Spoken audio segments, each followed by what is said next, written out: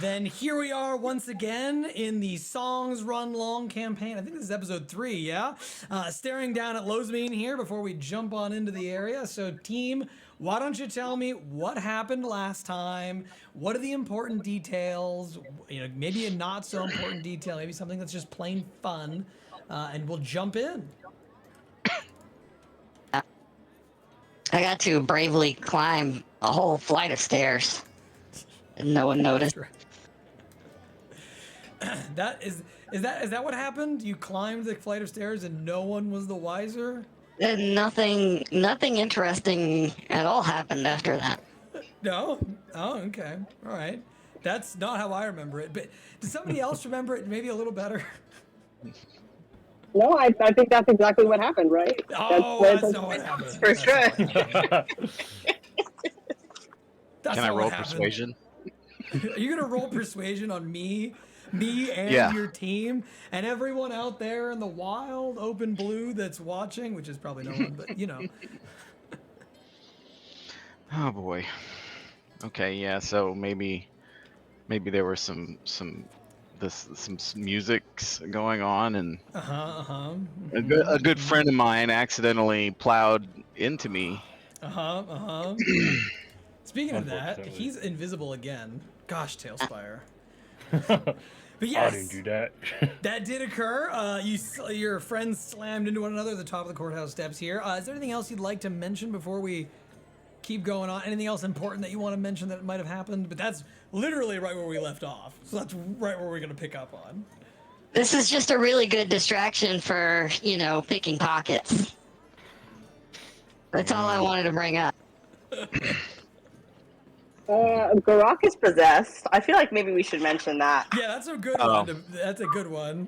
Yeah, I was just gonna say he's got that music in his soul, and that soul music is just not pleasant. It's doing horrible things. Well, but it does want people to vote for Amani, so... Hey, yeah. Some weird demonic being's just like, I will take over everything, but vote for Romani. This is not the voters that we are trying to attract with this game. Not the audience we're trying to appeal to. Sorry to say, I'd like to be a little bit more bespoke about who chooses me at the polls. What happens when your voting base becomes not what you want, right? What happens when you represent people and they're not the ones you want to represent? Do you still represent them anyway? I know of no such falsehoods in my life. I'm not up to anything not good, This is not one of the things that I would do, so... Well, that's an awkward statement. You're going to say to these people, they're going to say, yeah, we love Romani, vote for Romani. And you're going to say, great, I don't vote for him, but, I don't stand by him. But if he stands by me, that's fine, I guess. Yeah. Nobody point that out. All right, team. We've got possession. Anything else you want to mention before we go in? I met a nice talking bear. That's right. There was a nice talking bear. Do we have a... Oh, go ahead. Do we have a count of our inspirations? That is a good question. I usually like to give a head count of that every session, and to my chagrin, I just have not been doing it. But let me go here to this thingamajig, pull up this app. I've got Fako with 2, Kyani with 0, Gurak with 1. Everybody got that? Yep, got it. Yeah. All right. Well, wonderful. Perfect. All right, is that everything then? Anything else you want to bring up? Do we have to roll? This is more of a question. Yes, you do. Thank you so much. You're so right. I wasn't sure if I was going to leave this to you or for the other team, but Wednesday's team is going to have to figure it out in a different way. So I have here in my hands the deck of fate. What I need you to do at the beginning of your session is determine how the city changes and evolves based on which you roll. So team, can somebody go ahead and roll for me a percentile? I'll let one of you guys do it. I'll get it. Yeah, I don't want to be the reason, Oh, Someone's got to do 99. it. It's not that bad. You know, it's not like it's gonna reflect on everything that you do when you go to do that, or like it's not the whole session, right? But you got a 99. It's incredible. Ooh. I hope that's good. And not like really, really bad. You know, it could be really bad. Roll me 1d12. All right. That's never good, though. I see a It might smile be on good. your It might be good. face. It's fine. It's fine.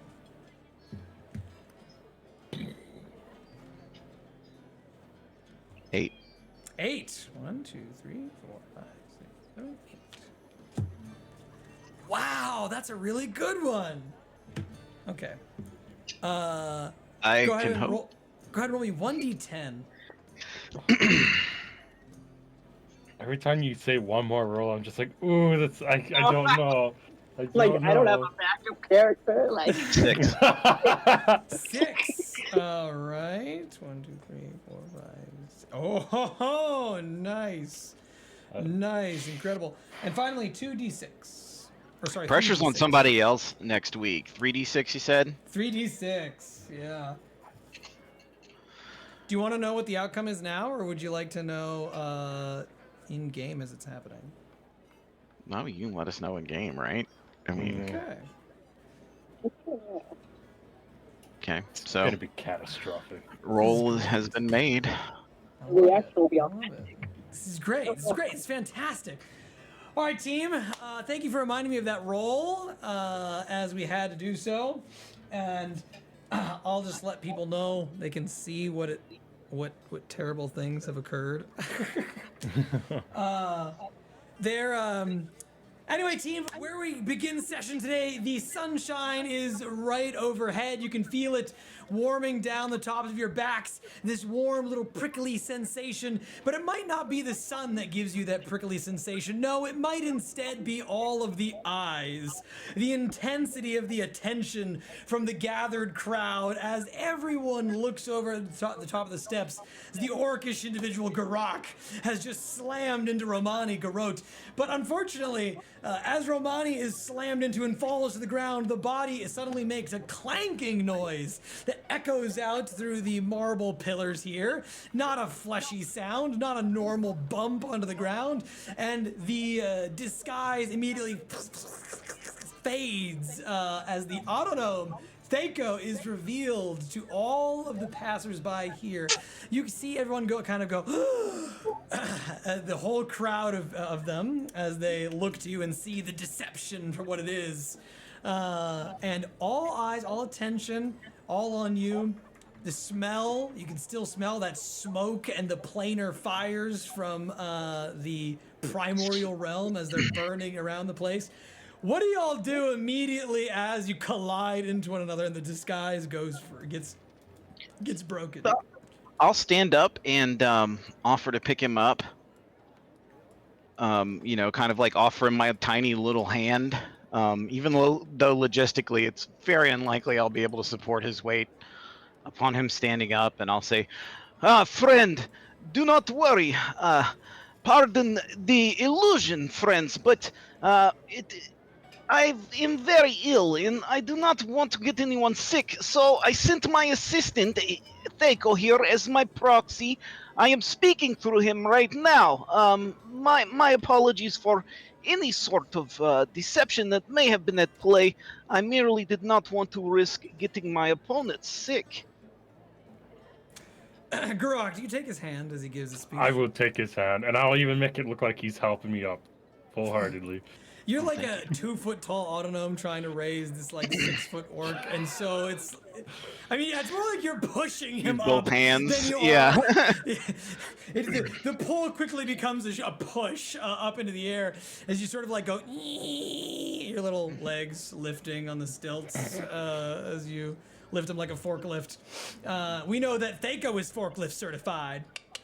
But anyway, as you're... I am forklift, certified forklift. As you lift him up on the air and you give that speech to everyone around, go ahead and give me a deception check. Oh, I'm totally not lying. What are you talking about?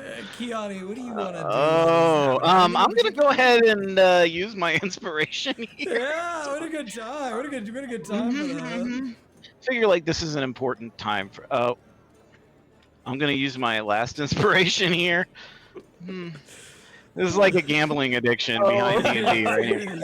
It is. I love. Okay. So one of my favorite things about giving out a lot of inspiration, letting people stack it, is that oftentimes I want to say like maybe like 60% of the time it's more high than it deserves to be. Someone will roll really low. They'll go I want to use my inspiration. I don't want that bad roll, and they immediately get an even worse roll. And I can see the gears moving in their heads. They're like, there's the sunk cost fallacy. There's like all these different chains of logic in their mind where they're like, is it worth it? Do I spend the another one? But what if it's gonna be just as bad as the last one? Then I've wasted more inspiration. And you can see the patterns of logic, and then suddenly they're just like, oh, fine, I'll do this. And I don't know. Okay. You're right. Well, after the 2 inspos, it's a 17, and I'm also gonna trigger my last use of built for success until my next rest to add 4 to that. So. Very good, 21. And he sticks the landing. You look around you, and the crowd seems to nod. A few of them look to one another and go, hey, how about that? The mage has a little assistant guy. What do you know? A couple people say to themselves, makes sense. The magic man, he has brought assistant. A couple of them may even talk about how Romani is probably really busy in the shop front right now. He's probably selling things. So, I mean, it can't be in every place at once.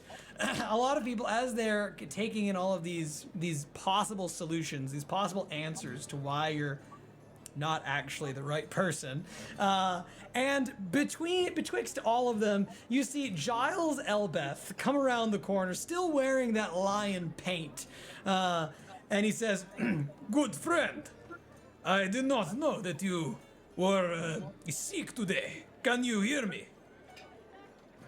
Yes, of course, your words are coming through perfectly clearly. This is a marvelous result of my magical expertise as to how I am communicating with you now through this gnome. Yes, this is quite interesting. I have never seen such a very minute working automaton that is able to carry the message so strongly. It is almost as though I'm not even picking up a trace of the evocation magic that is sending the messages between us. It Well, is quite this marvelous. is not. You may have outdone yourself. This is not magic, my friend. This is science at play here. Oh. There are tiny particles moving through the air at all times. I am merely taking advantage of them through my technical expertise. Sometimes, there's always a little magic to that which one does not understand. No, that is exactly right. It is something I do not understand. But what I would wish to understand, this is clearly your science machine, man. Whatever it is that you are, this is quite impressive, no? What you have done, what you have built. Sorry, they call me Fako. Sorry to interrupt you guys. Nice to meet you. Yeah, that's what he designed me to have a name, Fako. That's me. You're not just automaton, a machine. You are man, little man. Technical Healing and Centurion Automaton Unit 0 at your service.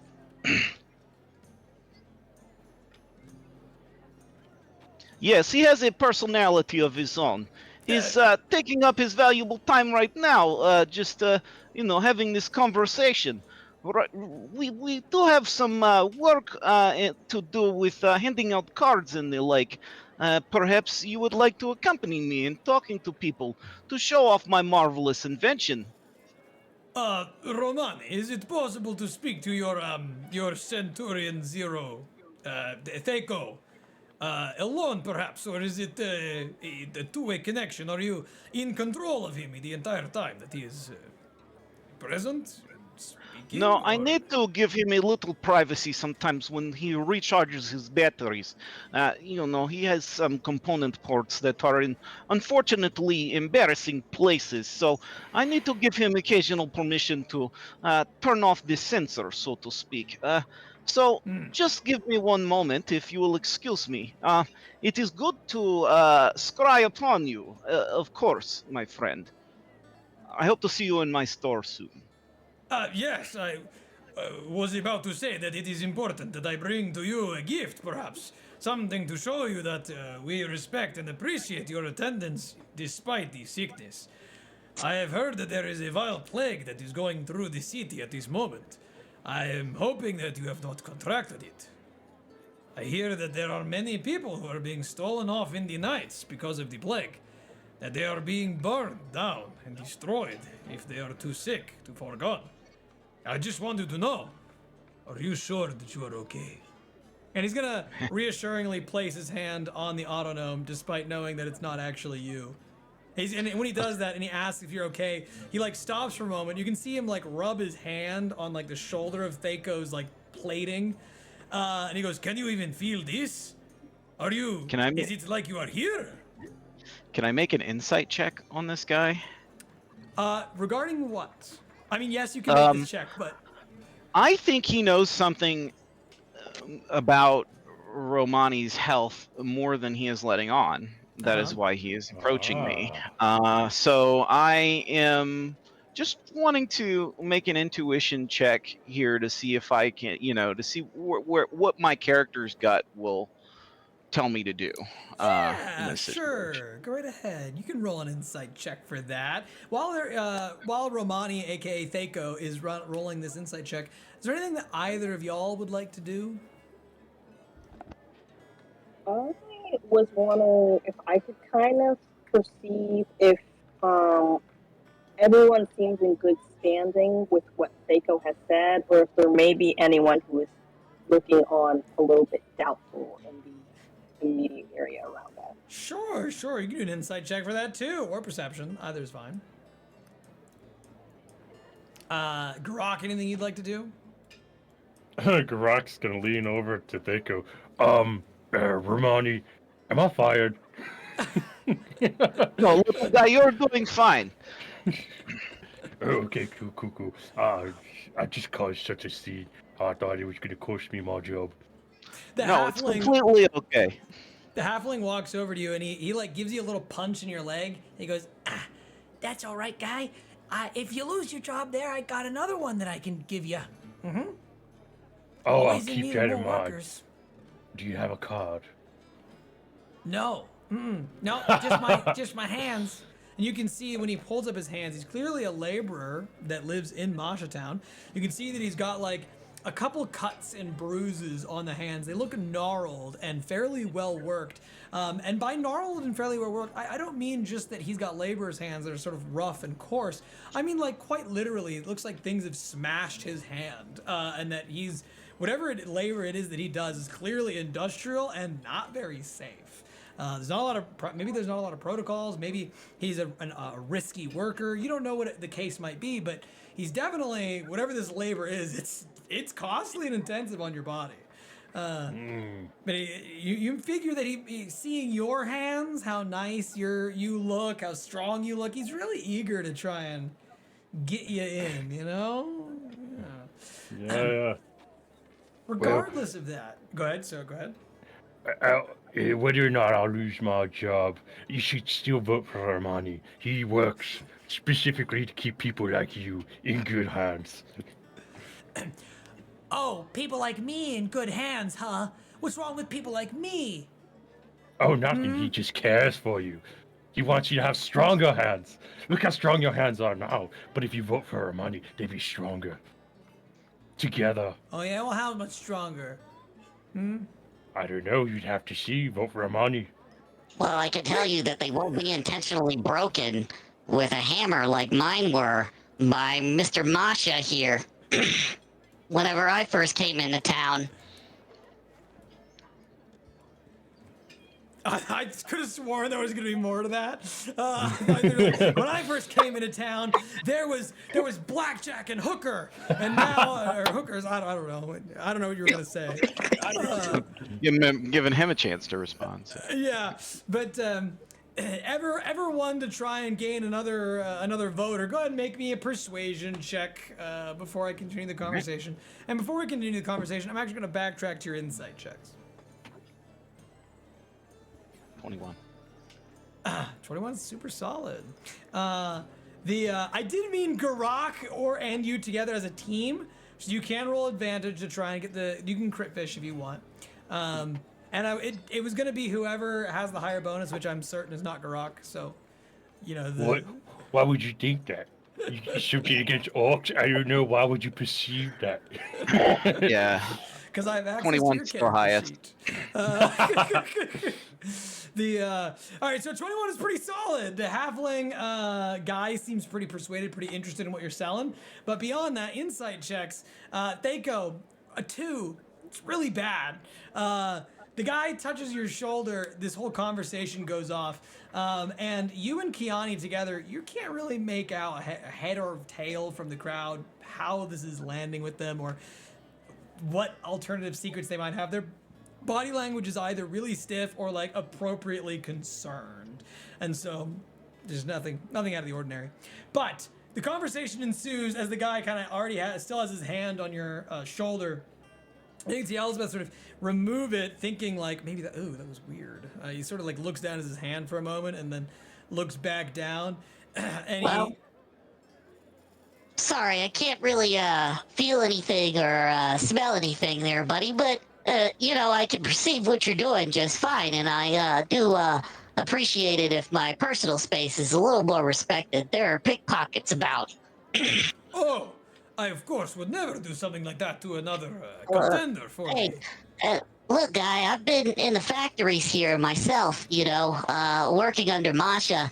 The streets here are not very friendly. I know I probably can't persuade someone of your stature to vote for me for Romani. But of course, I would appreciate your consideration nonetheless when these campaigning comes to an end.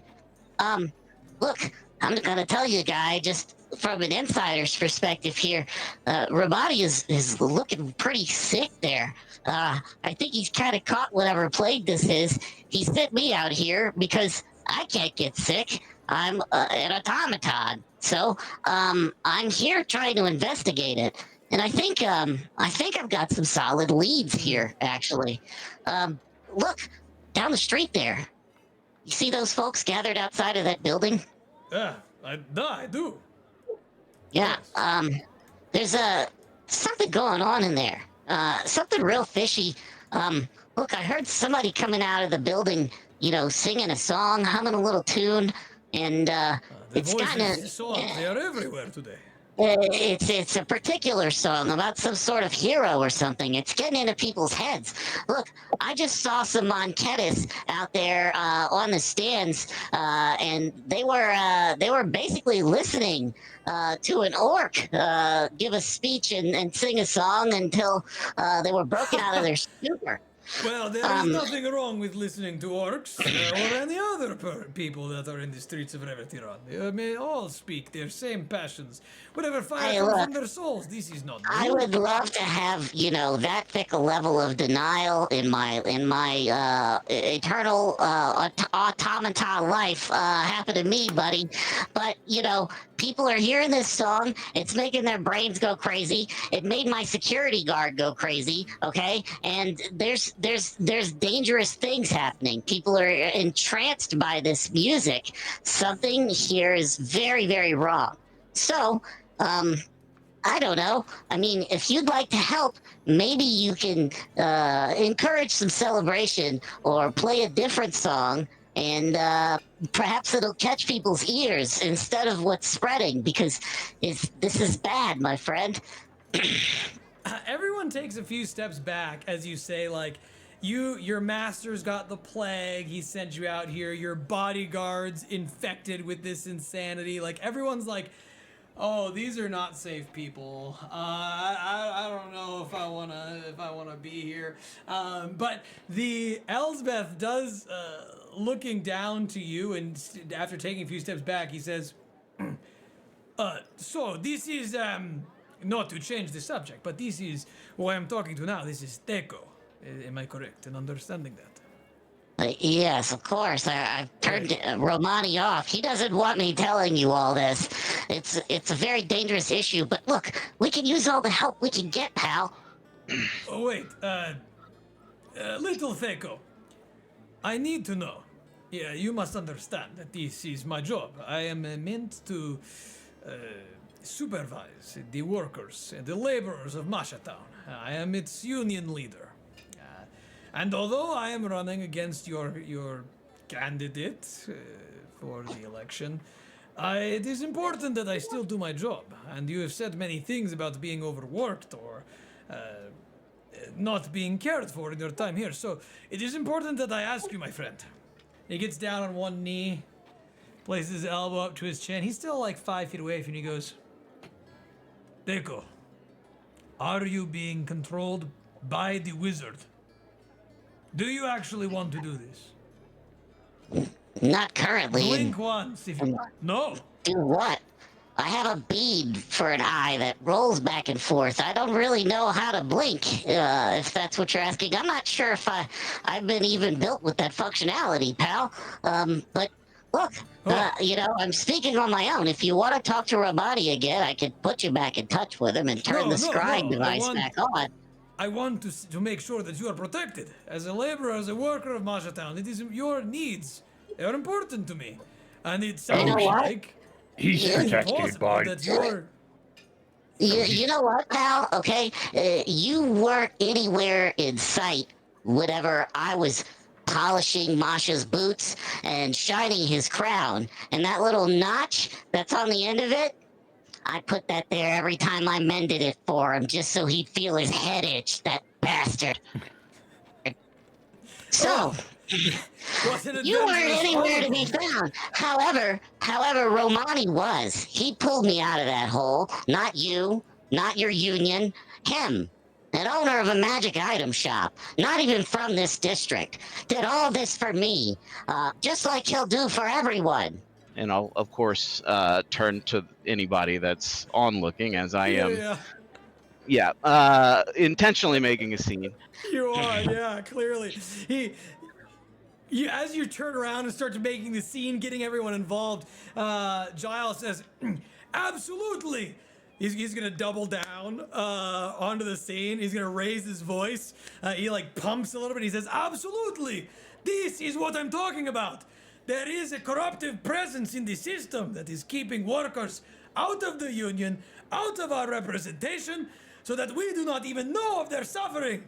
This I'm gonna use thaumaturgy. I see another worker who has been transposed from a rich bastard with fine clothing and fine tastes to take advantage of a machine who is truly a person with a soul.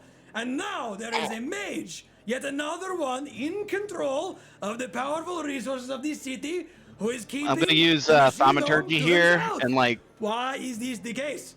Yes, he does not have the plague. But could this perhaps mean that this person is working against their will? Gurak's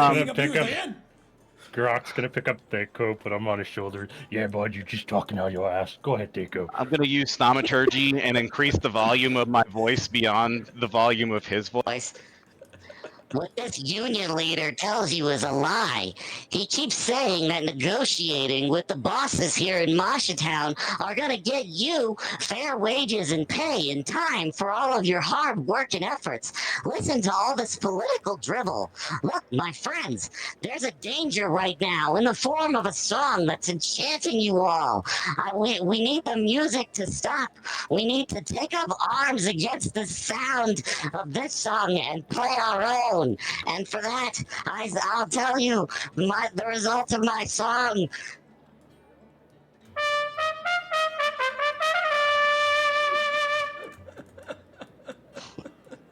You made your own custom sound for the little shell.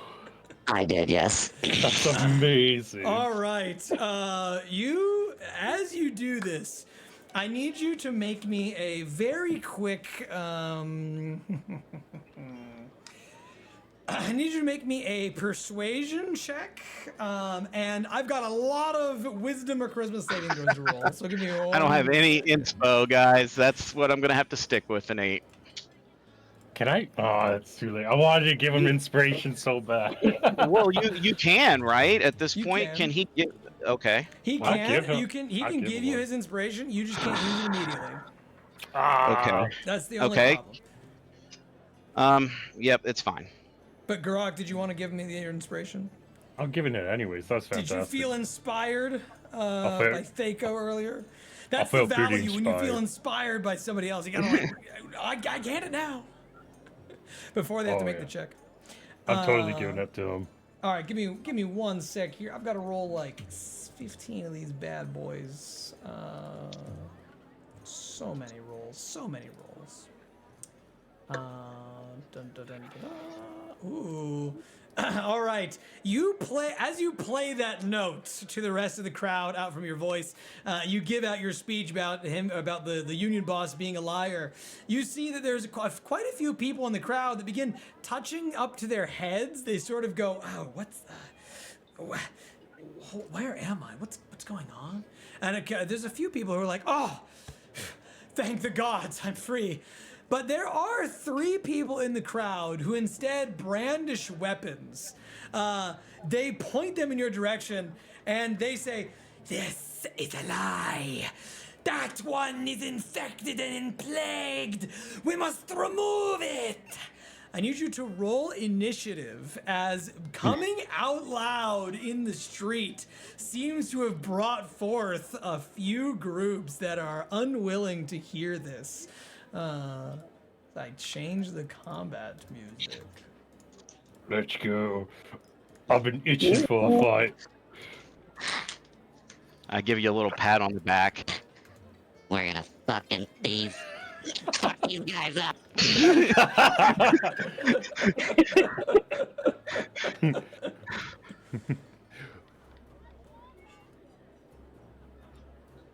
Initiative. Okay. Boink. There it is. Oh, of course, now I roll a 15. when it's initiative. when it doesn't matter anymore, right? That's how it Yep. goes. I rolled a 2. I'm not happy. Oh well, I thought I was gonna roll the worst,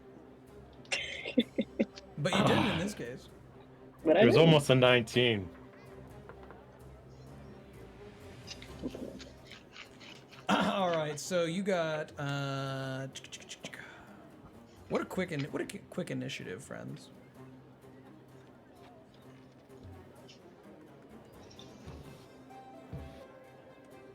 $16 total, by the way. I have a +1 mod. 1 sec. Is the music too loud for you, or is it good volume? Good to go. Good. I never know. Until it's Sorry too if the late. trumpets were too loud, by the way. No, the trumpet was great. Okay. Oh, The yeah. trumpet was great. Oh, that's crazy.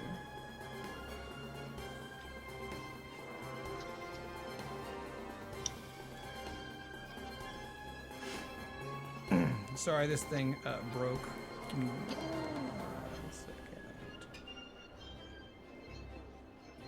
Did not think we were going to be fighting in the square, but I'm happy to possibly use my maneuvers. I am happy to be fighting in a cool town square that is established. Maybe we can get that water elemental to help. I'm going to try to persuade it. Do what you possibly can. Okay, so I'm sorry to ask for you for this one more time. I'm really bad at calling for a check for initiative. Oh wait, it's all right there. Just kidding. Hold on. We're fine. Forget about me. I'm just a bumbling fool. We're gonna start with, we've got the serpent up here. We got the bear that's next. Then we've got our Thaco. Following Thaco is Giles and crew. Then we've got the, or actually, it is the Monketis who goes first. Followed by them, there's Kyani and Gurak. Then we've got the crowd. So there it is. We start this match with the Mon Ketis commoner that's right up front. The Mon Ketis person looks directly to where you're at, Thaco, raised atop the arms of Gurak as you are. And they are going to bring out an arcane focus from inside of their bags. They salute a word to Gerda, goddess of fate, and then they sling a guiding bolt at you. Oh, I give her the middle finger right as she does so. Yeah. Very well. So she's going to make her attack roll to try and hit you. For a second there, I thought you were going to counterspell her. I don't have that yet. Yeah, I was like, middle finger. I was like, is that going to come with a counterspell? Or she's got a 14 to breach your AC with Guiding Bolt. Okay, that just hits, I believe. Yeah. We got the pain. All right. Let me roll damage here. You're not going to like what you see. I wish Sure I I could won't. just move Deku out of the way. Yeah. 27 radiant damage as the guiding bolt impacts No! directly into your chest. And you can hear her say, still up. "He is not the hero that rides with the dawn. We're gonna kill him now." And then she's going to run off into the crowd after casting guiding bolt and like try and disappear into the ranks of the other people, try and hide amongst them. We then go, once she's done, we go right to the snake who's next. And the snake person is going to like immediately get onto its like down onto the ground. It's going to begin slithering across the floor over to where Kyani is at. Kyani, it is not going to fight you because you've been silent. You've not said anything yet. So it's not really aware that you're an enemy. So it's going to continue to go past you. You can use an opportunity attack if you'd like. And then it's going to bite at Gurak's feet. It's big old... I'll do an animalistic. opportunity attack. Sure, go for it. I was an enemy the whole time! What? I'm gonna use my sword, my short sword. Okay. Go ahead and give me the attack. 22 to hit. A 22 to hit easily breaches as the snake slithers past you. That serpent focus, no big deal for you. You immediately just slash into him, cleaving into his backside. How much damage do you deal?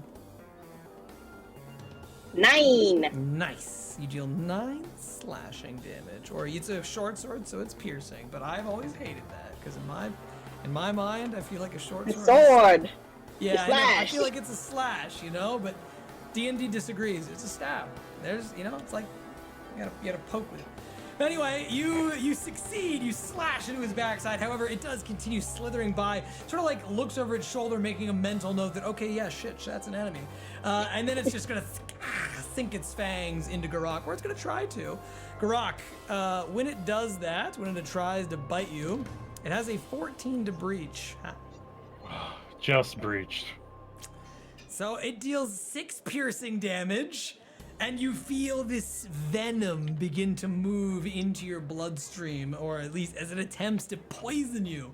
Its fangs are loaded, much like a normal snake would be that you'd find out in the wilderness, a poisonous one. I need you to make me a Constitution saving throw. Now the good news is you're pretty good at these. Apparently. 22. 22. Easy, piece of cake. You take none of the Nice. additional effects from this attack, and it does end its turn sort of trying to coil around your legs and hold you there. It doesn't do that yet. It doesn't have action economy for that. We do go to Thaco. You are next, and you are indeed glowing with a radiant light from the guiding bolt. You will be easier to hit. I hold my hand up in the air, and I embody some magical healing energy in my hand as I clench my fist and hold it out to the crowd. I start to repair and say, You will not keep us down. No longer will we hear your call. let's see. D8 plus 3, of course, snake eyes. So I heal back 5 Damn. damage. Damn. Yeah. Painful. Yeah. Absolutely painful. You cast the magic, you give yourself the chant, the warm red light like blood flows down into your body, replacing gears that were lost, and you feel a little better. Not a lot better, but a little better. And I start dancing behind this column and up. Nice. Very well. Like I leap from my buddy's shoulders and start, twirling in the air and get. Oh, sorry. I don't know where he went. Hold on. He's way up into the ceiling. Don't There, worry, there he is. Yeah. I You wanted got him it? to be about here-ish on the other side of the column. Yeah, if you could shift click and teleport him in that proximity, I'd appreciate it. Yeah, no big deal. It's you went right up into the ceiling. So I think you said right Yep. there? On the other side of the column, a little higher, towards the second pip, like in between that. Yep, Yeah. right there. Very well. And I'll make myself scarce. Good plan, good plan. Yep. What a guiding bolt right out the rip, right? That Yeah. was intense. Oof. 27 is nuts. But Crap. we then go to Giles, who watches you float up into the air with amazement and alarm. He kind of goes, you see him thinking in his head for a moment. He's like, right now, I could simply easily kill them all. I could destroy my competitor in one fell swoop and side with the crowd. On the other hand, this poor gnome has been abused. He's one of my own people. I should represent him. I could just do the right thing. Or I could eliminate my competition. No, What I a don't want to dilemma. kill this dog. I am a Monjura. I have honor. I have integrity. I am better than this. But what if the crowd is right and they are cursed? They are plagued. What if they are the source of the corruption I have heard so much about? He is a magical man. He does possess the capabilities to create such a thing. And he's what part of the chain that is keeping the magical supplies out of the hands of the people. He is creating. Boo! Ew. Ew. But then again, look how I would look so cool. I would look to be a hero in front of the people if I saved them. And on the other hand, I could also get them cured and safeguarded. He keeps waffling and wavering. You can see as he looks down at his sword and shield, like as though the sword is him fighting you and the shield is him defending you. But inevitably, he points the sword towards the snake, the Wanti, and says, "You have unjustly attacked someone in our streets. I will not stand for it, and neither should anyone else.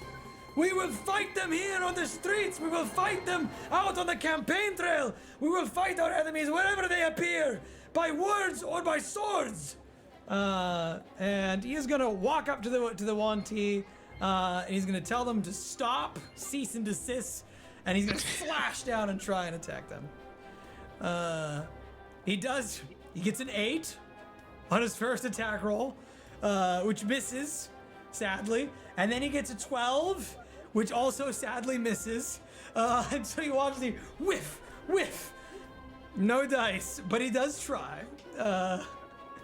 We go next to the bear, and the bear makes a big mighty and he marches off into combat, shouldering this big sort of a bludgeoning device. And you know exactly where he's going for. Thaco's gone all the way up into the air. Gurak, are you ready? Let's go. You sound a little bit too ready. Maybe less ready. He's got a 21 to breach. He takes this big blunt like club thing and just sort of slams it with the visceral strength of an animal. He hits. You take 15 bludgeoning damage as he smashes the thing into you. The second attack is a 9, however. He swings misses. it again, and luckily he misses. But you can feel the thing just all this mass and energy swinging by his mighty, or your head. This mighty thing swings by him, narrowly misses. Kyani, we go to you. You can see the rest of the crowd is like stunned into silence, but you are in the city of Revetiran, and you know what that means. These people make a pastime of gladiatorial affairs out in the Affliction. They're like, this is free! They're excited to watch. They're not leaving. Free show, free show. Free spectacle. Besides, it's not Kyani like any of you is, have guns, so be pretty obvious if you wanted to hurt him. You know, like run up to somebody and stab him. You know. Kyani is going to go up to the bear. Mm-hmm. And she said she's going to be like, "You are not bear I'm looking for, so I'm going to stab you, okay?" The bear looks at you with these strange green possessed eyes and just snarls. Okay. That's it. All right. I'm going to attack with my short sword. Roll to hit. That's a 16. A 16 on that attack roll barely breaches its armor. You slash it with the sword, and at first you see the fur on his body's really thick. He's got a really thick hide. You just see this fur just sort of slash off onto the steps, and it looks for a moment like you didn't even hurt him. But then a slick line of blood begins to mat against the fur. And that is 11 damage. Nice. Not bad at all. You deal 11 slashing damage to this creature. What else would you like to do? I'm just going to, raise my shield up, and that's the end of my turn. Get ready to take some hits. Very well. Gurak, Vagar, we go to you. I'm gonna rage. You have... What? I need this rage. Oh. Are you okay? I mean, should we talk about this? I'm hurting, but this rage should save me. Hey, calm down. It's gonna be okay. Hey, vote for Romani. The attack bot go. Ah! And I'm gonna use the Wild Surge magic. Of course you are. Yes. Yeah. Oh, hey, do you want me to roll in that chart? Hold on. The deadly, I know deadly what you're chart. waiting for. Give me 1 sec. I got some spicy stuff for you. Roll me a percentile.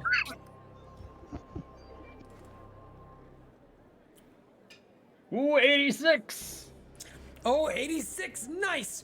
As you immediately enter your rage, you can see this energy flowing around you. The steel of your axe begins to grow hot and molten, this golden light, and suddenly it bursts in your hands, and these rings of molten energy fly out. Everyone within 10 feet of you, the snake, the bear, Kyani, all of them, these big molten golden rings of molten metal begin whirling around them.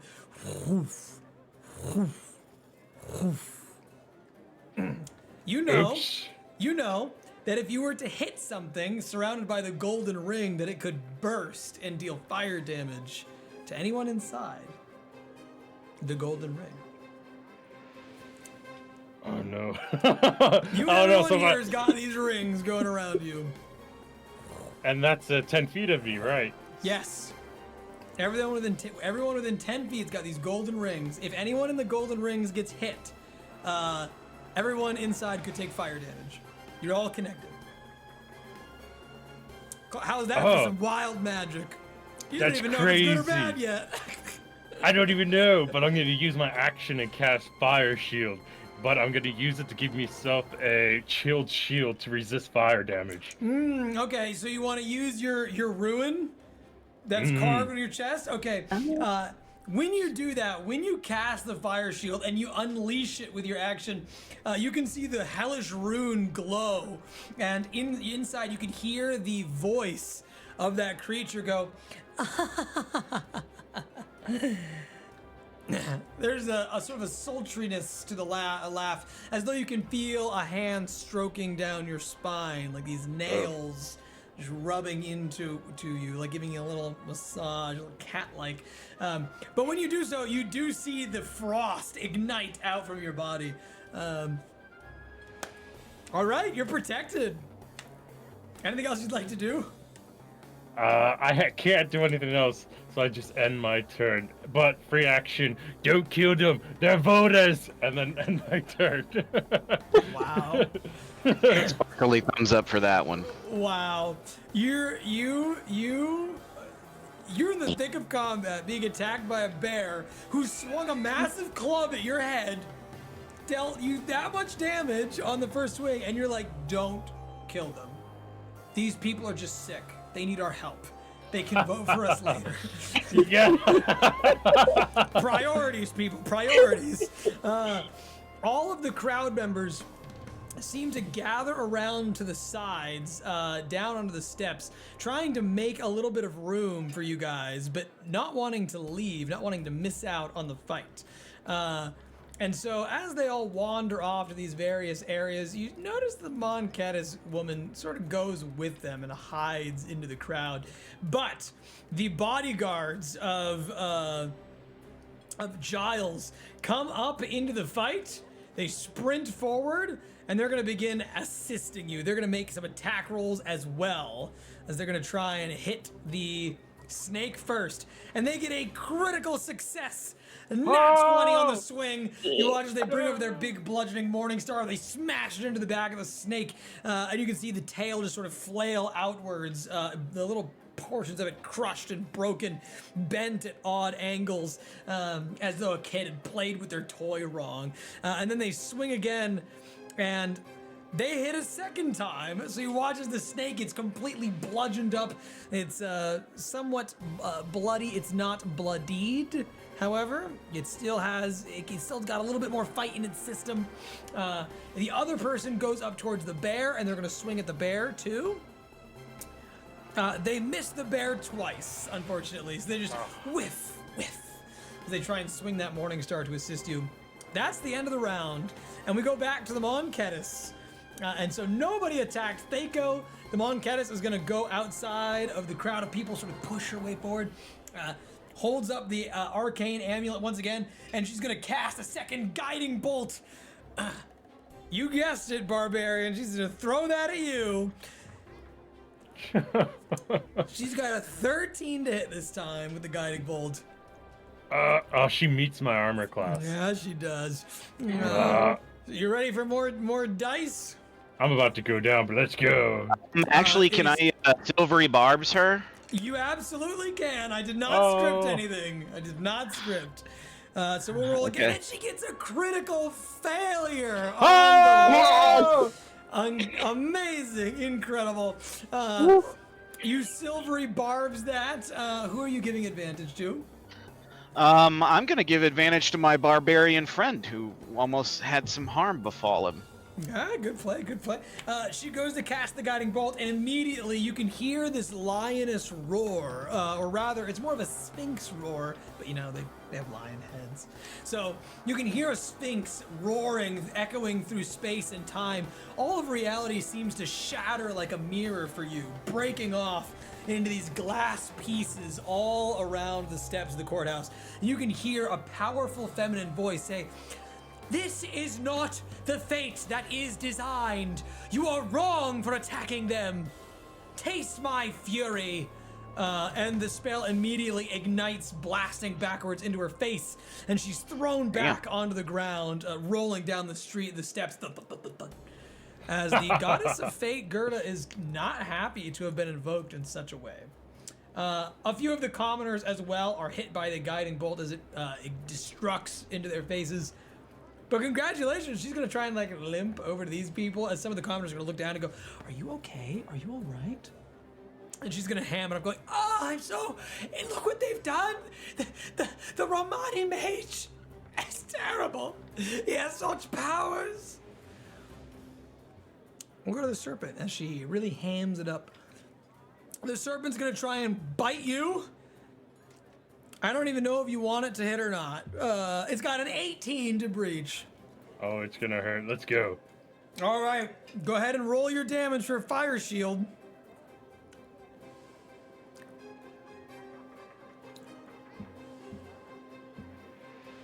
Oh. 2d8. Ooh, full 16. Wow, max damage, incredible. Hell yeah. As the snake bites into your leg, it deals 6 piercing damage to you. Not quite a lot. But I need you to make me a Constitution saving throw as the fire leaps out onto its body, away from, the frost, right? That shoots out from your body, covering the snake and freezing it right where it stands. Is that a con of 6, I see? Yeah. But, Romani has given you silvery barbs, so I believe you have advantage on this. Ooh. Correct me if I'm wrong, Romani. I rolled another 6. Well, my friend, it's not good. It's not good. But you tried. That's the important part. So you take 13 poison damage as the venom. All right. Though you are down, Oh, sorry. No, I'm not down. I'm gonna use my racial ability, Relentless Endurance. There you go. Get back up. There you go. And now I need you to roll me. You need to roll me 1d6.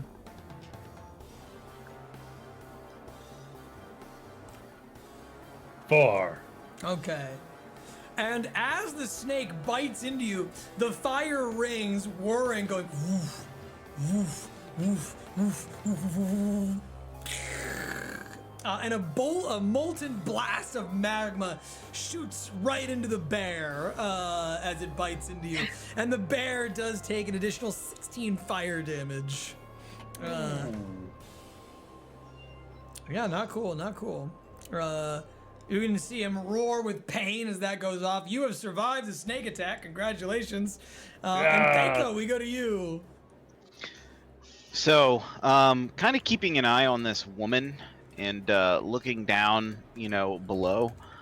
I kind of weigh my options here. I see how hurt my ally is, and that concerns me a little bit more than letting this woman spread her gossip. Plus, He's got a really probably good tank going on. He's got a really good tank game. She might be out of guiding bolts pretty soon. Either way, I could let my companions deal with her.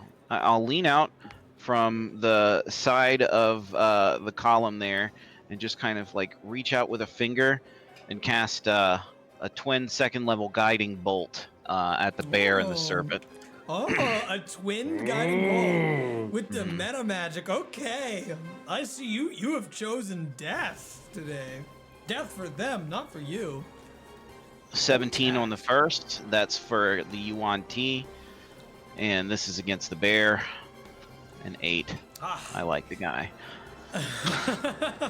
Well, the 22 certainly does breach. The 8 does not. You look around the corner. You fire twin guiding bolts as they streak across the floor. 14 damage. You deal 14 radiant damage to the snake. How would you like to script the killing of the snake? I will just kind of like very quietly just pin him down to the ground as I move from one column to the other, and kind of keeping an eye on the woman in the crowd as a result, and making sure I'm out of her line of sight. Very well, very well. We go to Giles then. Giles in this confrontation. Oh, sorry, DM. As a bonus action, can I just play the counter charm? Yes, you can. Then that is what I will do. Very well. Let me make some saving throws. That's awesome. I love that counter charm. They succeed on their saving throws. They're good. They're good in the hood. They got 18, and they got an 18, and then they got a 19. The Giles, was that your turn? Sorry. Yeah, that was my turn. All right. Thank you. No, you're good. The Giles is going to, from his position, he yells out, "What do you mean? You said you wanted to protect the lives of these people, that they might be voters in the future, but now one lays dead here on the steps. We're here to save the people, not to kill them." And he's gonna run around to where the bear is at, switch to non-lethal damage, and he's gonna try to strike the bear with his sword. He hits. We got 2 hits this time, and he gives 2 fearsome, wicked slashes into the bear. And I need, at this juncture, sir, Barbarian, you need to roll me 2 d6s. Ooh, yes. 8.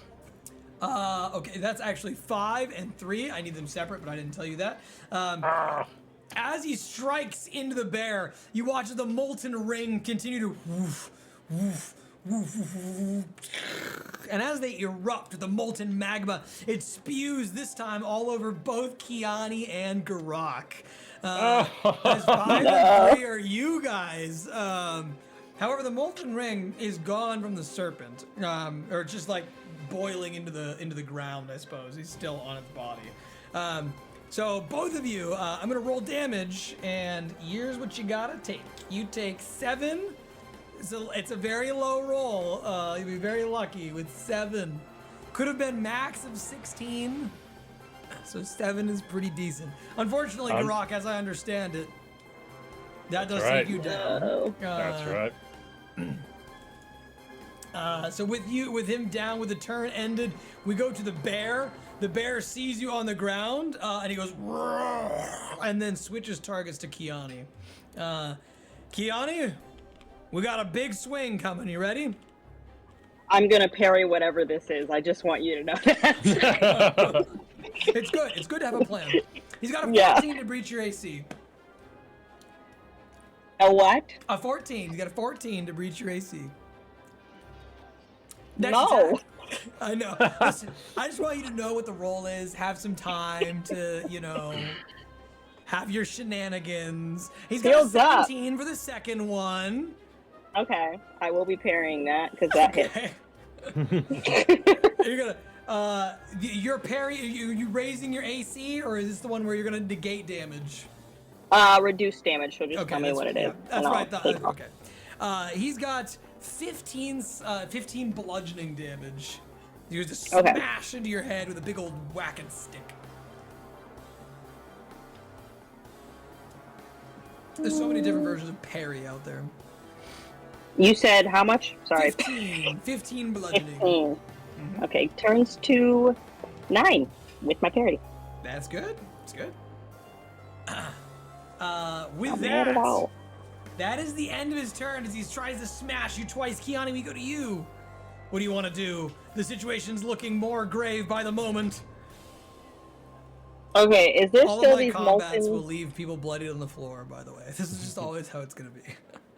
Are there still these molten things circling? Yes, the molten rings are still hurling around your body, even though Gurak is down. They last for a minute. Okay. You know, I'm a risk it for the bit. I'm going to go ahead and attack the bear. Okay, you're just gonna slash at him? Yep. 17? 17 breaches. Roll damage. You can see that he's bloodied at this point. He's got wounds all across his back and his arm from the slash marks. 7 non-lethal damage. Ah, okay. You're joining in on the non-lethal train. What else do you want to do, if anything? I'm gonna go ahead and use also my second wind as my bonus action. Good play. Restore that health. And then I will end my turny turn. Sure. Did you roll for? Okay, there it is. I was gonna say I didn't want to go over that. Oh my god. horrible. Just the one, you know. Just horrible. Plus 3 though, so it's 4 back. Yeah. I'll take it. This is why I'm one of those dungeon ma- everyone's like you like potions should be a bonus action. It's like what everyone thinks, right? But listen to me, dungeon masters, right? Listen, right? Cure wounds, 1d8 healing action. Healing potion 2d4 plus 2. It's already better than the action economy spell cure wounds. You don't need to make your potions bonus actions because that would defeat the purpose of taking any healing magic, right? That it doesn't work out. And then you just give your players better healing potions. Just give them higher tier healing potions, then the action's worth it, you know? But because look at the die, the 1d10, that sucks. But yeah, this is why other dungeon masters would probably let you do the potion as a bonus action. And I'm the rude one. I'm the mean guy. I'm not letting you. I'm sorry. You don't even have anything yet. You don't have to leave the loot anyway. So what am I? I'm just going on for nothing. Gurak, give me your death saving throw. That was my appeal to the community at large. It doesn't. Not that it matters. In D&D 5e next or 1 D&D, they're changing it anyway. So. 16. Congratulations, you easily succeed on that saving throw. We go to the crowd. The crowd is going to assist this woman in getting up, asking if she's okay. They're going to look down to the other commoners and try to assist those ones, but they are bong dead. Oh! 2 commoners are dead in the streets. You can see them like looking down, placing hands on heads, trying to see if everyone's going to be okay. They are not okay. Commoners 4 HP, not good. However, we do have the guards, and they are going to run over to the bear, and they're going to try and swing an attack. And they hit, and they crit. And they deal a pretty hefty amount of damage to the bear as they slash into his arms, into his legs. You see the bear is kind of on his last legs here, barely able to stand up and continue fighting, but he is, after all, a bear. He's pretty tanky. We go to the woman in the streets who is going to look up towards the pillar. She is going to sprint up using all of her movement speed to get around the pillar, looking directly up at you, Thaco. And she's going to say to you, this is all your fault, you little devil. I'll spare you right now. I'll let you live if you just throw down whatever that instrument is. Give it to me.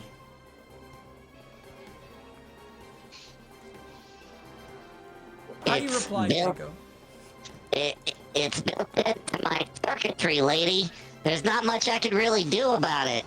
But you want me, you can have me.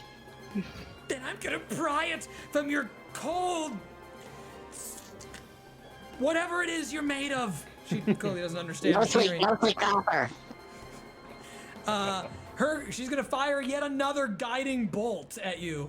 And this woman should have really quit while she was ahead. She has a 7 to hit your armor class. That does not succeed. Energy goes flying right past your head, igniting against the side of the marble stone as it just sort of glistens and glimmers. We go to Giles, who is going to continue to try and lay into the bear non-lethal damage. What about my turn? Oh my gosh, yes. Take your turn. I don't know why. I missed your turn in the initiative tracker. Go, Thaco. Okay. There I am. It is not my birthday, but I will go. I'm gonna look down to this woman who has been causing all of these problems. Yes. Question, is she the same woman that we saw in the building? She is not the same woman that you saw in the building. Okay. Then I'm gonna look down to her, and with no scorn whatsoever in my face, I'll call down. You picked the wrong day, you evil bitch! And then I'm gonna start physically dropping, and as I'm dropping, I'm going to cast a guiding bolt down at her.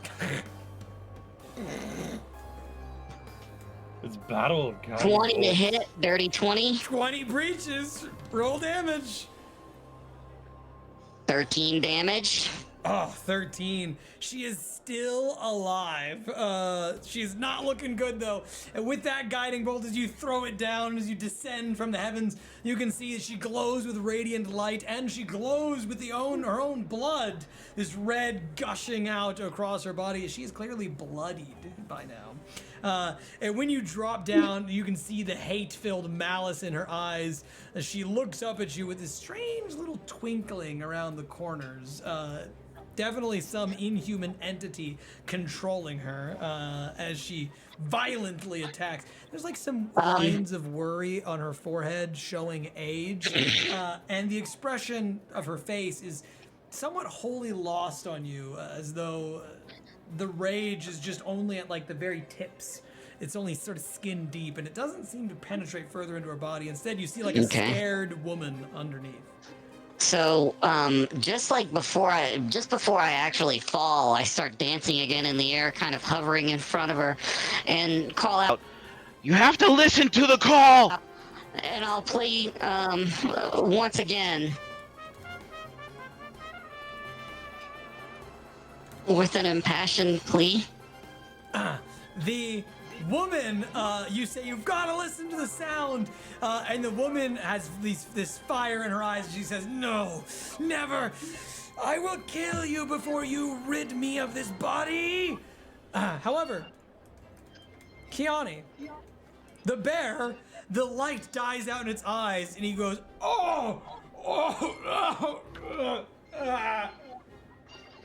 and he slinks down onto the ground, under the pain and the salt of the wounds that he's taken, and he leaves combat. Theiko, anything else you'd like to do? You may not have spared the woman, but you have spared the bear. That'll end my turn. Thank you. All right. We go to Giles, who was going to attack the bear, but instead, seeing that the bear is down, he's going to motion towards his guards, and they're going to begin handcuffing him and placing him against the pillar for questioning. He goes over to Gurak, and he's going to do a medicine check to try and stabilize you. I thought he was gonna kill me for a second. Or put you in cuffs. That would have been bad. When he reaches down, he has a 16 on his medicine check. So congratulations, you're stabilized. You're not gonna die. You'll get up in an hour. He is going to put you over with the other guy, though. He's gonna put you in the same place. Oh dear. And he's gonna motion to the other guard to handcuff you as well. Okay, I seen that coming. Theiko said that you were insane. Theiko said you're possessed, right? You're possessed. Not anymore. The bear is out of combat. Kyani, we go to you. What do you want to do, Kyani? I'm gonna run up. Run up the stairs. And do I have line of sight of Lady if I'm right here, or she's still kind of right? Absolutely not. She is behind the pillar. But that's 18 feet of movement, so you've still got plenty more to spend. You go around the side of the pillar, and you absolutely see her and Theiko there in a battle of wills, a battle of wits, a battle of anger, resentment. Okay, I'm gonna get to there, and as long as she's in line of sight, pull out my bow. Arrow. Are you about to ask me if you can do non-lethal damage with an arrow? Do you have a blunted arrow? Is it? Hold on. Hear me out. What if I just aim for a leg? You know? It's like here's a lethal vein. Here's what I'm gonna do for you, this is because I like you, right? Okay, this is just because I like you.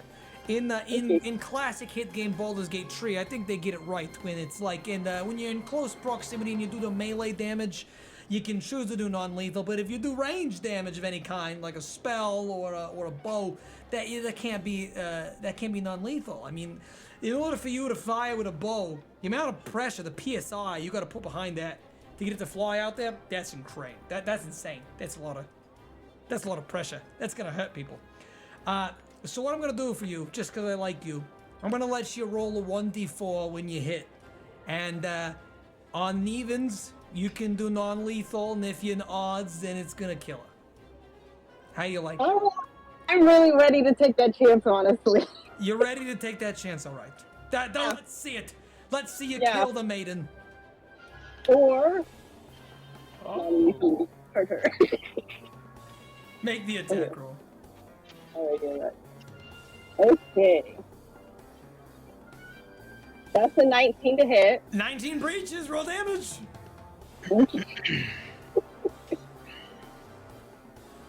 Okay, it's 5. It's 5. It is not enough to kill her. As you send the arrow shooting into her leg, she will survive. All that panic for nothing.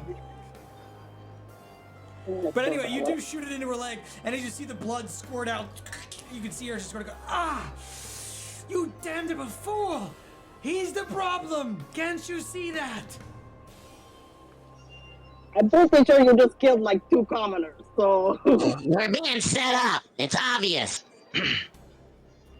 What else, Kyani, do you want to do? And then I'm gonna end my turn. All right, you end your turn. We go to Gurak Vagar, who is stabilized. We go to the commoners in the crowd, who are going to continue doing commoner things. The guards over here are going to make sure these people are handcuffed. They're going to keep to their tasks. And then we go back to the woman. The woman in between all of you, the one who has to deal with you guys being so close. She's really hurt. She's very low on health. And she is going to... I hate to do it, but I don't. It's too much. It's too much. It's too much. It's too far. She's not going to be able to do it. She's going to Misty Step. She's going to disappear and reappear in a flash of silvery light right before the crowd over there. She's then going to steal one of the hats off of somebody. She's going to try to place it on her head. She's going to sprint 30 feet away. And as she turns, she's going to just like fire a guiding bolt behind her as she tries to sprint away and try to survive the battle. The guiding bolt is aimed towards you, Kyani. And how is a 20 non-natural to hit? That's no hit. How do you like those silvery barbs, DM? Oh, it's coming out again, the silvery barbs. What a good play. I don't know. Let me see what the disadvantage ends up being. Who are you giving advantage to? Kyani. So unfortunately, she rolled higher the second time. She rolled a 22 this time. So I did my best. You did. You tried your best. Silvery Barb's great spell. She is going to hit with that guiding bolt, but it's not as powerful as her earlier guiding bolt. So you've got that to look forward to. It's only 15 radiant damage this time instead of 27. As that thing flings across the sky, you watch as it glistens and gleams and then smashes into your body, giving this radiant silvery light around your person. Thaco, we go to you. Didn't forget your turn this time. Okay, so I'll give a look to Kyani. Don't let her get away. I'm gonna help our friend. And then drop to the ground and sort of action hero style scurry over towards and come to a sliding stop near our buddy here, Gurak. And I'll cast my very last Cure Wounds on him. Very well. You may roll for healing as the red evocative light flows from your hand into his body. Like blood, and I'm gonna... it moves through the wounds and cleanses him. Okay, just 4. The healing is bad today. Yeah. See? DMs at home? See? 1 healing potion, right? 2d4 plus 2. And then I'm going to climb underneath his outfit, under his clothes. You're gonna climb into his. I'm gonna climb underneath his shoulder guards, Gurak, or into his vest, Are you cool with this? Are you cool with this? Are you sure? Oh yeah, Because this could definitely be PvP. This isn't the first time I've experienced this. I'm cool with this. Okay, all Sorry right. about this, little buddy. I made sure to oil up this time. Oh no. People are touching me, but this time it's Squirm your way into consensual. his vest, squirting little bits of oil around as you do. And I that'll imagine end my that can't turn. be comfortable. We go to Giles, who is going to point into the crowd and say, "Stop that woman! Do not let her escape!" And Giles does not have a ranged weapon. He didn't bring one. He's going to run his 30 feet down the steps, and then is she within 20 feet? 25 feet. You know what? He'll do a running long jump as he goes down, which will give him slightly more movement.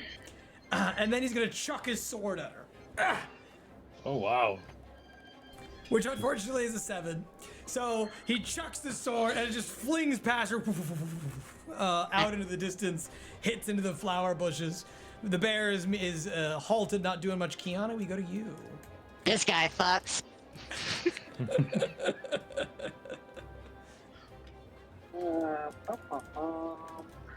You know, the funny thing is, I really don't even have to run that far. I can see her, y'all. Oh, That's right. You do have a bow. so I'm just gonna run kind of down the first flight of stairs and knock that bow back and try and hit her. All right. Let's see it. Give me the shoot. Give me the shot. Ooh, 12. That probably doesn't hit. A 12 does not quite hit her armor class. She's a little bit more dexterous than that, but not by much. Not by much. However, I must say, you do have advantage from the silvery barbs. Oh, Yeah. that's nice. Ordinarily, this is my warning too. Ordinarily, as a DM, I'm like, okay, you gave me the number, we're rolling on. You know, I keep scripting, right? And it's like later you'll be like, ah, shit, I forgot to do that thing. Now a 17 does breach, so go ahead and roll damage. And you might want to roll the d4 this time. Yeah, I was about to say, I hope I don't kill this woman. It's a street. You might. But Why it's not? kind of like, oh not? well, if I do. You're gonna have to roll me that d4. Yeah. Okay, everybody, give me good vibes. Okay? Everybody. Yeah. Hey, all right. The DM's boom. The agreement works out. You fire the bow. You shoot it directly into her big toe, and you watch as the big toe just sort of. There's this little mini explosion of blood. But when she looks down at she looks up and she goes, "Ha! You missed!" She begins to run again as she awkwardly falls down into the street, and she is unconscious. Team, the battle is over. As the battle ends, I'll take us back to where we were. Celebration. I am picking the lock on the handcuff. Oh wow, wow! You want to like do a stealth first? Right there. Out of curiosity. Gurak's gonna distract them. Well, actually, I have a question. He's unconscious, even though I No, healed he's him. not unconscious. He's gonna Okay. No, he's good. He's gonna distract. Okay. What are you gonna do? Yeah. Oh, you both so capable fighters. Have you seen Marsha's fight pit? The story to behold. It was terrible but great at the same time. You really should have been there, but you seem very capable. Who's your teacher? Where do you train? What's your secret? Come on, you can tell me. I'm just an orc. We're all friends here. Come on. My train. I mean, I'm not really a fighter, so. You hit real good, though. Oh yeah, I was. You know, I'm a stonemason. I sling the rubble, and so. That's why you're so You know, strong. You yeah, crush rocks like you crush skulls. It's right. I was get my muscles from the day's work and stuff. You know. I'm just all gonna this slither stuff. out from underneath his vest, from behind while this is coming up, and just kind of like brush myself off. You're a little oily there. Ugh. Hi. Hey, look, can you release my friend here? There seems to be some sort of misunderstanding.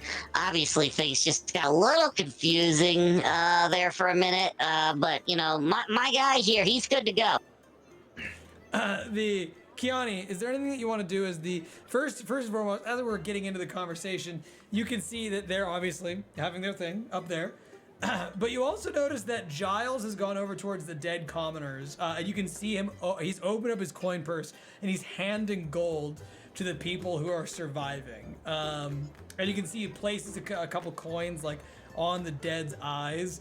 And he begins to say like a little prayer over top of their corpses. Meanwhile, the other guards are moving up to investigate or get closer. What do you I'm gonna want? actually head towards the lady I knocked out because I'm about to search her pockets. Of course you are. Yeah. Of course you are. What are these fools doing, thinking about the safety of the survivors? You've got and the well wishes of the dead. You've got loot to steal, baby. All right, go ahead and give me. Making sure she's okay. Oh yeah, totally. That's definitely. Go ahead and give me an investigation check. Okay. While that's going on, the guy replies to you, I something about him being possessed, right? I mean, is it really safe for him to let him go out in the city? Well, I played that counter charm and all sorts of people snapped out of it, didn't you see? My buddy here obviously was trying to help us, so, come on. Look, you really want to keep this guy down? Look at him, he's a sweetie. Give me a persuasion check. He's a sweetie. Oh, he says I'm a sweetie. 23. God, make me blush. Nice. The laborer looks down at the two of you and he sort of considers things for a moment and goes, yeah, I'm not a cop, I guess. I'm just a laborer. What do I know? Who's, infected or possessed or whatever that is. I don't know. I'm just trying to do my You're job. just trying to do the right thing. No, I totally get it, buddy. Yeah, no. I mean, I didn't mean to be uncool or nothing. Yeah, well, help us out here. Let's check on this bear fella, too. He's probably under the enchantment as well. I'll move over to him and check on the bear now. Very well. You go over towards the bear, and this bear is cuffed as well, and you can see he's sort of groaning in pain.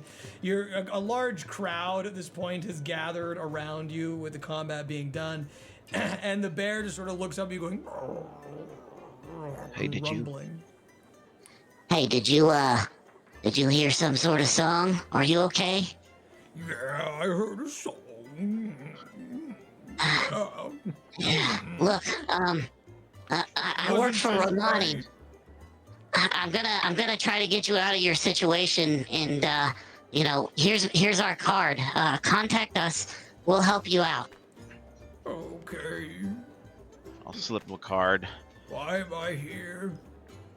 Hey, look, my fellow citizens here. Obviously, our other friend here has been put under the influence of this song as well.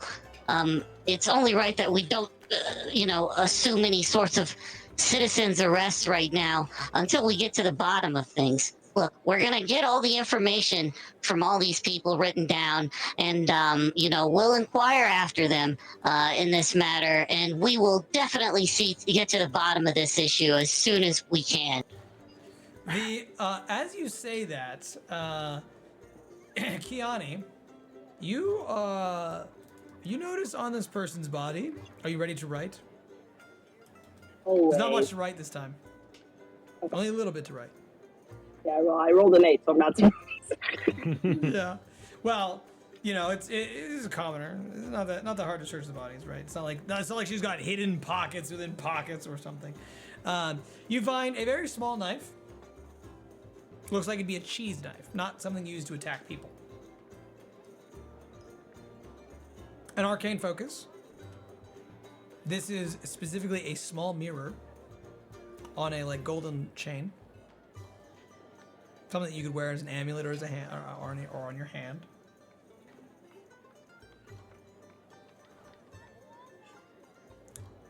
As well as 221 gold pieces. She got some money. We go back to the. What do you want to do after you loot her?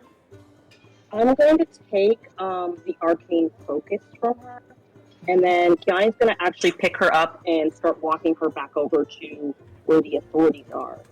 Sure. When you say the authorities,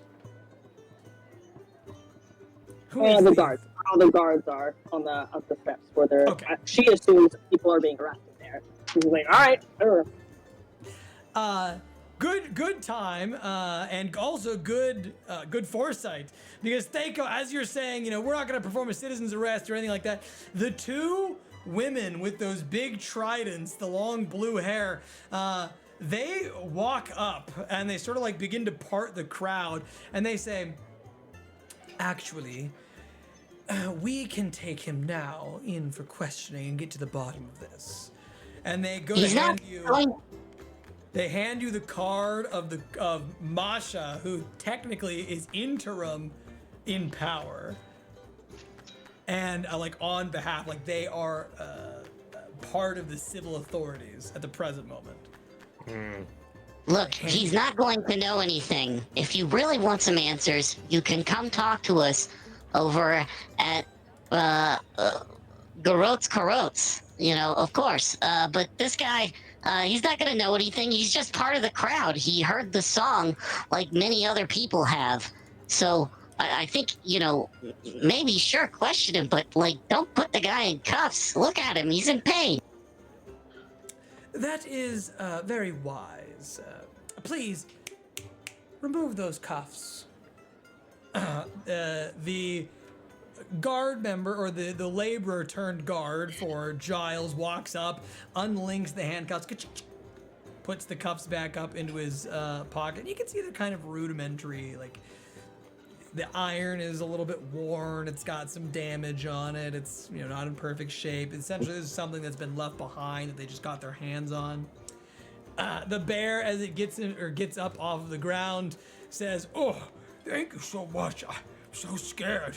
I've never been in so much pain either. I thought I was gonna die." But as he's saying that to you, the women move up to the sides of where he's at, each one placing a hand onto his arms. And they say, "Don't worry, we are going to take care of you. We will take you back to the Masha estate, where we will clean and dress your wounds, and you can tell us all about what, I don't know, malignant things have been happening in our little city. And once we're done, we'll give you something for your troubles as well.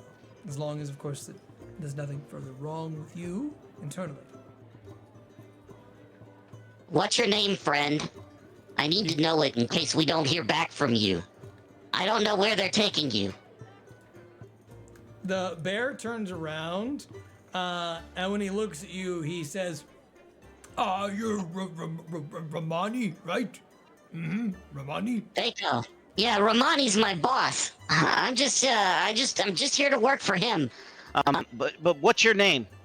You can call me Nylon. Alright, Nylon. Nylon, don't forget me. Don't forget me. He says as he's being pulled away. We'll find you. Nylon! Vote Romani! This guy. Time and place. They're potential voters. We have to get them on our side. Kyani, they pull him right back past you as they're taking him away. Anything you want to do as you walk up with the body in tow? They don't seem like they want her. Oh, don't worry, I'm getting there. So I'm asking if you want to do anything first. If they don't seem like they want her at first, she just kind of lets them go like, okay.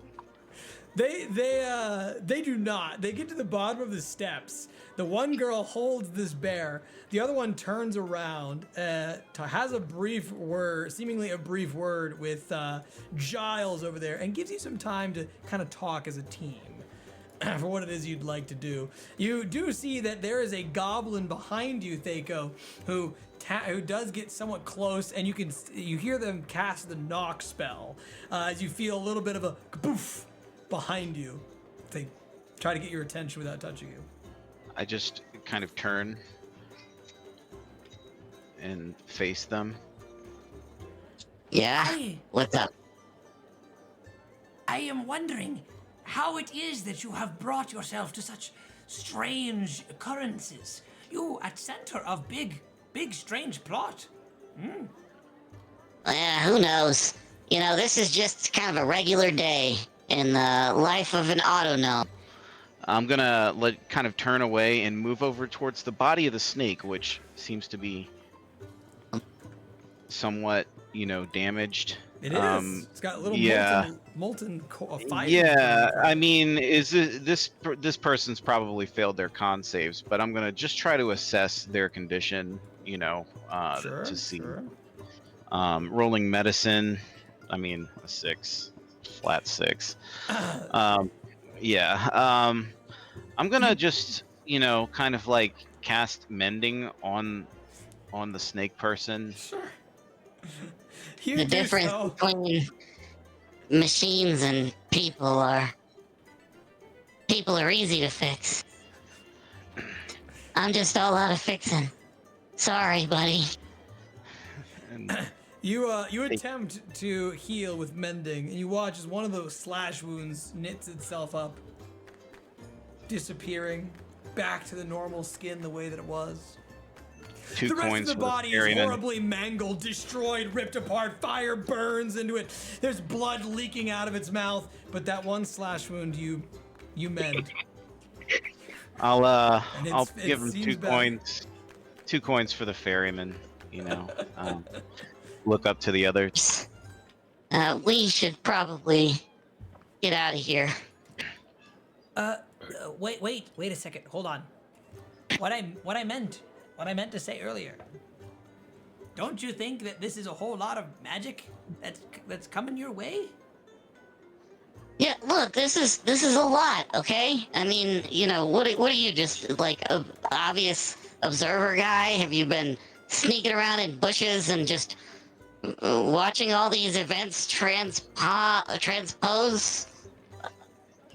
I am you should know of me and those that belong to your own clan, should you not? We are all magic casters. We all belong to the gilded halls of the wizard towers here in Revitiran. What I'm trying to say is that maybe your aggressive stance on magic use and those of us who are in positions of power is drawing enemies. Well, I don't really have an aggressive stance on magic use, pal. There was some use of aggressive magic to, put an efficient end to this very dangerous situation. People were being enchanted by an evil song, and it was making them do violent things. Yes, so, but what I'm talking about is you want to change the way that the whole system works. You want to give magic to the people. You can't just run around giving magic to the people. Look what they can do with it. Look, that was a woman out there that killed somebody. Her mom was influenced, just saying. Look, I don't know how else to explain this to you, but I have another function in life, and that function is a loudspeaker. So, anything that Romani said, you're welcome to ask him about it at a later time. Listener, you press? No. Okay, then what's with your creepy level of interest here, guy? Look, can't you see that we're trying to recuperate here? When you say that, and you call him out on it, he doesn't his immediate response is sort of like shock. He can't believe that you said that. And he's starting to think about what it is he should say, what he can reply, or how he can reply. You can see his eyes moving left and right, sort of going up and down, like looking at the people around him. And he gives you one of those Just really... help some people around here. Help some people. Look, this woman here's hurt. I'll kind of motion to the woman on the ground at Kyani's feet. Like, see if you can give her some aid. I'm all out of magic for the day.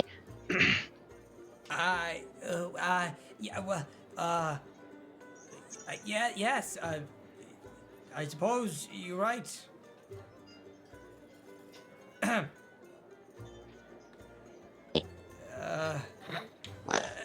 And he awkwardly like turns back around. I'm just gonna shake my head and just kind of like move around and start trying to help some of the injured civilians myself. Got to do a little bit of positive PR. I'm also gonna try to talk to the people that I saw my opponent, Giles, talking to. Gurak's gonna also want to talk to the guards, specifically the one who's speaking about the Masha fight bits. Yes, very well. And Kyani?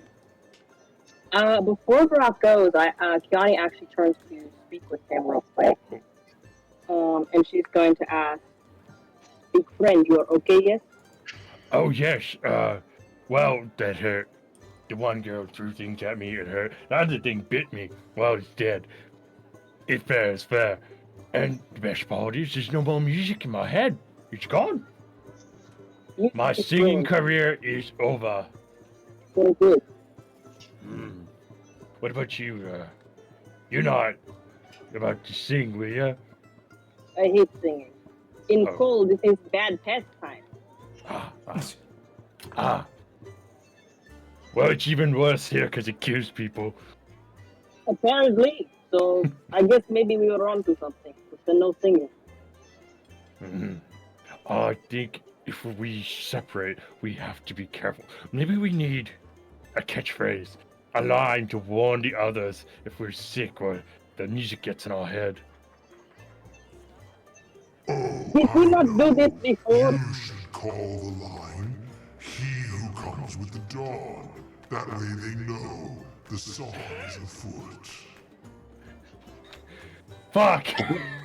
I think we need to talk to our friend here in private and maybe find out what you might want. Would you be interested in us hearing what it is you want? The guard adjacent to you that Gurak was about to talk to says, "Oh, I can't really say that I want anything in particular. Just, doing my job. Seems alright. I don't need paid for the work that I did in assisting you survive the brutal attack or nothing." I shake his hand and hand him 5 gold anyway. You scoundrel, you. And a vote for Romani card. You hand him the gold. He takes it, looks down, seems a little bit happy, but he kind of but then he tries to hand it back. He goes, "Oh, no, I can't do that." Hey, look, there's money to be spent here. Look at all these exciting booths and stuff that are still open. Just, if you hear any sort of crazy music, try to stay away from that, but go and enjoy yourself. Maybe go and buy your family a meal or something. Listen, it's not really against you per se. I just mean, Giles and I are pretty tight. He been looking after me for a long time. Hey, look, you don't need to work for me or anything, buddy. Maybe consider me at the polls or consider my supervisor at the polls and keep my actions in regard. It's not. Listen, I'm just gonna stop you right there. I'm here to guard Giles, and it's just not right to take your money and your card. I would be doing a disservice to him. His station friend is always going to be, Union Chief. I plan on keeping him at his position for a very long time. And, he's going to serve this town in a great capacity under my leadership. Just consider the movement that's started today, and if you make yourself a friend of the Romani, we'll give you a discount on our wares. Make me a persuasion check.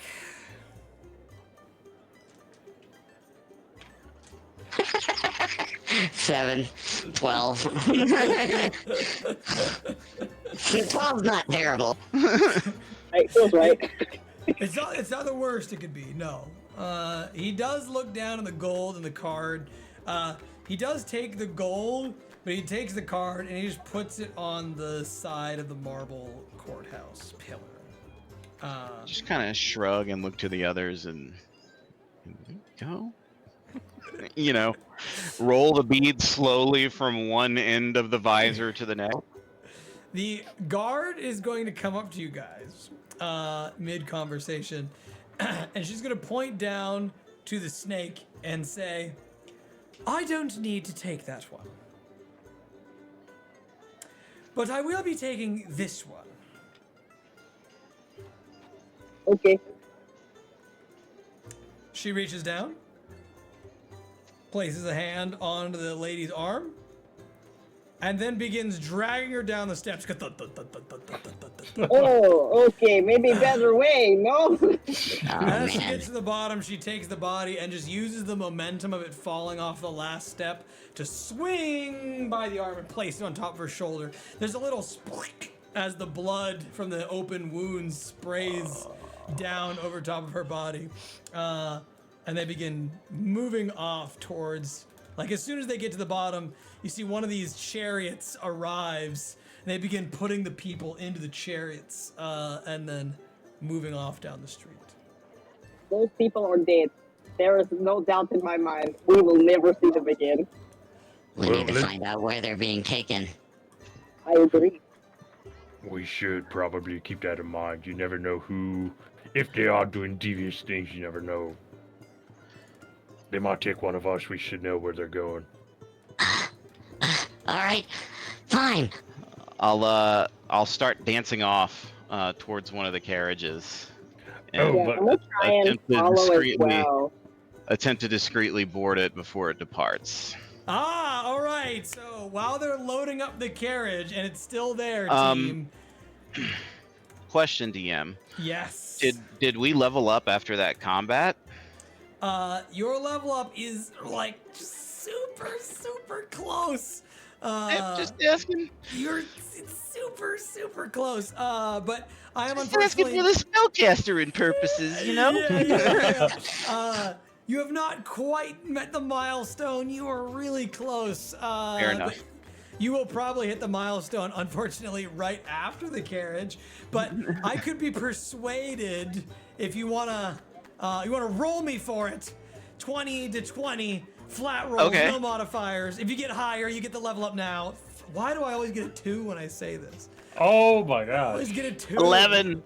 All right, you can take the level up now. Go for it. Yes. Okay. I'm gonna cast the difference? invisibility as I am dancing, and I'm gonna use subtle spell to do it as I kind of like just dance off into the air and like become vapor. I land on the top of the carriage invisibly Very instead. well.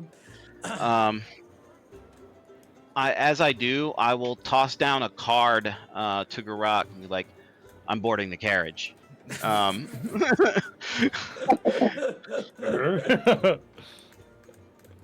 I'll take my What are you level gonna up. do And now? I'm gonna go along Wait, with I it. know I'm what you're gonna. gonna do.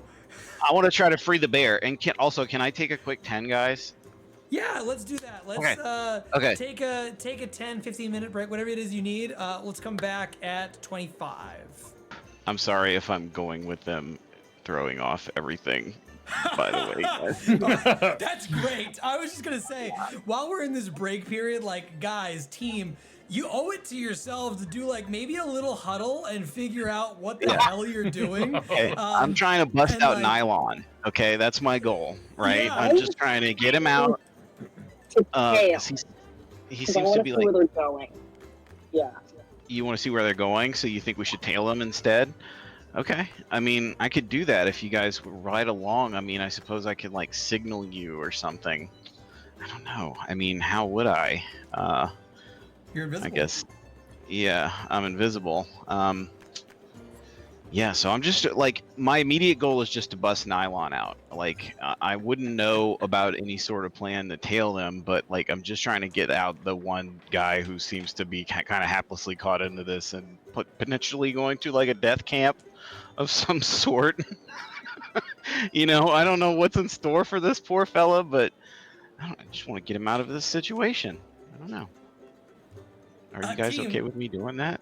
there remains I think what you really should discuss, and you know, I'm just the DM, so I mean we can roll on the show if you want to just roll on the show, but I think you may want to discuss, like, okay, he's going in there, what am I doing, right? For those of you who are not Thaco, if you wish for Thaco to go down this route, you should figure out, what am I doing? Because you're about to split the party with very low health. Well, Gurak, tell me how you think that usually goes. Oh, we you should go just- good. Not done at all. we just leveled up though, right? Oh, well, yes, you're right. You're not at low health. You're correct. You're correct. You're splitting the party, So- but not at low resources. Yeah, I we're at forgot full you got the die capacity roll. here. You beat me. Yeah. So I'm not trying to leave you guys behind, you know, in this situation. Like, my intention is to rejoin you as soon as possible. So yeah, I mean, think about what you guys are up to. If you want to try to follow me, it's up to y'all. I'll keep that in mind, because if Kyani wants to tail this and see where it's going, I'm all up for it. I just got to figure out how I'm jumping on that wagon. Big old green guy just like, bear hug a wheel or something. That's why I was like, maybe you should have come up with a strategy. Yeah, I've noticed, right? Player groups are like 60% more successful when they talk and plan and strategize first. But a lot of failure happens when there's no communication. Okay. So how about, since I am currently invisible, I can, like, you know, probably just like call out to you amidst, you know, the rubble and say, like, I'm with him or something like that, you know. And I don't know. I don't have spells for this, guys. Like, you know, like that would really be helpful to your aid. I have enlarge reduce, which I was planning on using on the bear. You know, so get out of the situation and everything. So yeah. Anyway. How about you, Kyani? How are you going to get on the wagon? Curiosity. Oh, I was just Yeah, I'm curious. with Loki just gonna try and run after. It wasn't Maybe a we good can. plan. Maybe we can like try to obstruct or stop the wagon for a second, you know, before it takes off, providing some sort of distraction for Oh, you want a distraction? whoever else wants to get on. Like if Kyani wants to slip on the wagon with me and one of you guys distract, we can do that. Or we can have one of you guys just try to follow on foot and slow the wagon down.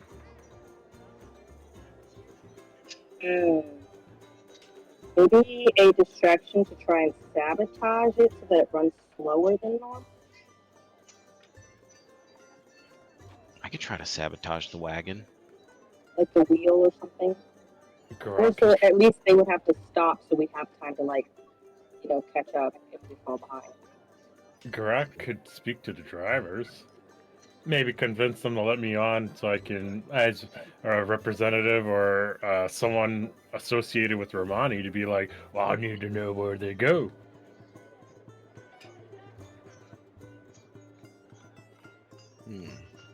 Half of us sneaking, maybe make it look a little official. I'm sorry if I have thrown a wrench in things, guys. I'm sorry. Yeah, I just want to free this innocent bear. Throwing a wrench, right? Like you absolutely, you were like machinery, cogs. Yeah. But My character is literally holding a wrench, though. So you are. Yeah, so, I mean, what is your objective, right? Like, I would talk as a team, like, what is your objective? What is the outcome you're trying to foresee or to make happen? And then how can you make that objective happen? Otherwise, you might just be like a bunch of chickens with your heads cut off, like doing things. And like an hour from now, you're going to go, wait, why are we doing this again? And no one will be able to answer. We'll be like, I don't know. We're just playing D&D. It's that we're having a good time, you know, which is fine. I mean, above board, we just go. But. Above board, we know like where the strongholds for these guys are. It's probably just one of those sites. You know what I'm saying? That they're going to be brought to. And while it would be great, I think right now, if we were able to distract the wagon and get Nylon out of the wagon, that could be a good present goal that we can achieve with relative ease, because I've got a couple of spells that can help me through this situation. My question is, how do you intend to sneak out a huge bear under their nose without them knowing about it? Reduce. Because they're going to know if a bear goes from big bear to little bear. And you know they'll also know when he turns invisible too. You know, but there might not be anybody in the cabin of the wagon. It seems to be like the paddy wagon, right? You know, if they got kind of tossed into a wagon with a bunch of other prisoners, they might not even have visual access to the guards. Maybe like a little slat or something that they can look through to check in on them. But like, you do know that the wagon is one of those like traveling wagons where they've got 2 rows of benches, 2 doors, and so like basically the guards and the characters are like right next to each other, like squeezing in as the chicken, the doom chicken goes and goes through the streets. Oh, so this bear is like sitting up next to guards. Right next to the guard, yeah. They're like eye to eye. I can't Misty Step him, guys. So that makes it like 20 times harder getting them out. And if you should talk about your objectives. If we tail and you try something and they notice and they see us, they're going to link us back to Romani. We are clearly his guards. Got to protect that campaign. Okay. Yeah. All right. For now, I can plant something distinct or make a distinct mark on the wagon.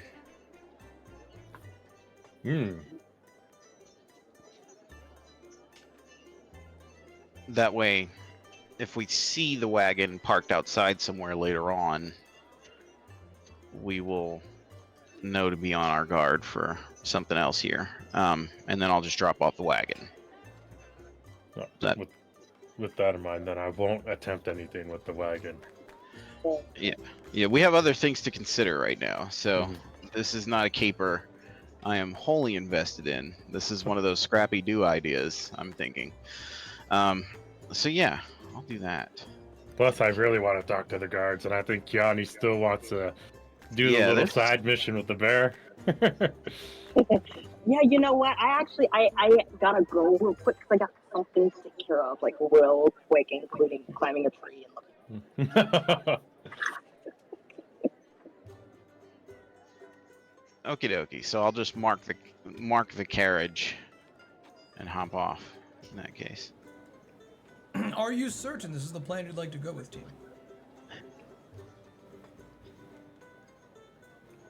Okay. I'm good with that. How are you marking the carriage? With just a symbol from memory. You know, something that I once saw somebody, you know, inscribe in a few tomes here and there. Could I suggest something? I suggest you should mark a little crab on it. Huh? That's just me. What? Like a little crab. Because you got a little music box that, if I'm right, it's a little crab. That's true. It's a little crab. That's true. Mm-hmm. Okay, yeah, I'll do a little crab. Now, how are you leaving this mark? Like, with what writing implement? Like, are you just, like, taking out a knife and you're like, jabbing, making a crab mark? Do you have, like, a oil you want to squirt out? You want to leave, like, melted wax? Like, how are you doing it? What tools do you have at your disposal? Well, I do have some tools on me. Let me see. Let me check my character sheet. I think Sure. it might be Tinker's tools. Let me double check though. And normally I'd ask like, dude, you get a P on it, but I mean. I was gonna say that, but then I was like, no. He kept saying market, and I was like, well. That is one way to mark something. Mark your territory. You take ownership of that carriage. Yeah. Yeah, I've So- just got a dagger, so I'm just gonna like carve a little notch into it that's distinct. Are you carving it into the top or into the door? I have many To the DM top. questions for you. Into the top of this, like in a spot that, you know, like is far enough in for somebody to need to like really get up there on a ladder to kind of like, you know, if they're having to clean it or something where they would barely notice it. So like in the top towards the middle. Sure, very well. You take out the dagger and you run it along the thing, creating this big long streak. Go ahead and make me a just a standard sleight of hand check. Okay. 14. Okay, it works out pretty much exactly as you want it to be. The size is not too big, not too small. You would probably recognize this if you saw it again, but other people maybe wouldn't understand or recognize what it is immediately. However, as you are on the carriage and you are doing this, I would say it takes the carriage probably gets a little ways down the road before the notch is created. I would say probably down to there. Thank you for moving your mini. Oh no, you've gone too far. The carriage is in turbo. Click off. Sorry. Where's the dang carriage? All right, I lost visual. Okay. Oh, okay. Sorry. Got it. It's cool. Yeah, Tailspire, you can only have so much reach, right? And then you go, and then everything pops into view, and you're like, oh, I don't know. But anyway, you probably get about there before the notch is fully well and created. You got to teleport onto the thing or fly onto the thing. You go invisible, and then you got to start scratching, and that takes a little bit longer than you normally think. But beyond that, while you're getting there, I've got some description I'm going to read for you. But first, I want to know, Gurak and Kyani, your good friend, the candidate, Thaco, is gone, as he has gone out onto the carriage. What do you want to do? I'm gonna go back up to Gurak and be like, feel free to investigate. I have important matters to take care of that are definitely pressing. Sure, I can look around. I still gotta talk to a couple guards. And no singing. I'll do the best I can. That part of my life is finished, I swear. No, it isn't.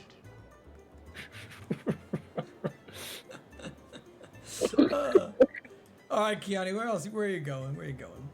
I am going to go to a tree, and I'm climbing. Okay, you're gonna go to the tallest tree and try and climb that? Yeah, and I'm gonna, try and look around. All right. As you go over to that tree to try and climb it, Gurak, where are you going? I'm going to one of those guards. I'm gonna go speak to the one about the fighting bits. Okay. We're gonna start with least destructive to most destructive. We're gonna start with Kyani. Kyani, this is somehow less destructive. As you go to climb the tree, a tough northerner, somebody who clearly goes out into the ice fields of Lozamine, closer to the hinterlands, they stare at you as you go to climb the tree, overly long. They kind of give you like a eye look from beneath this waterfall of a beard. You can kind of smell a little bit of a funk to them, as though they've not changed their clothes in quite a long time. And even once they're here in the city, things aren't frosted down. The scent it's a lot more stronger than if they were out in their homestead out in the ice somewhere else. But they give you that look. She gives a look back and stops for a moment in her tree climbing and turns him and goes, "You're from not in the city."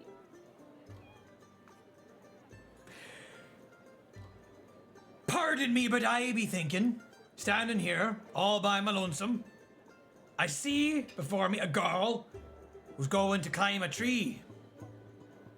Aye, and I be thinking, why does she be climbing the tree? And you know what came to me mind? I don't know if I want to know, but You be looking What? for a bear? why? Aye, because I know about the competition. For I too am a registrant.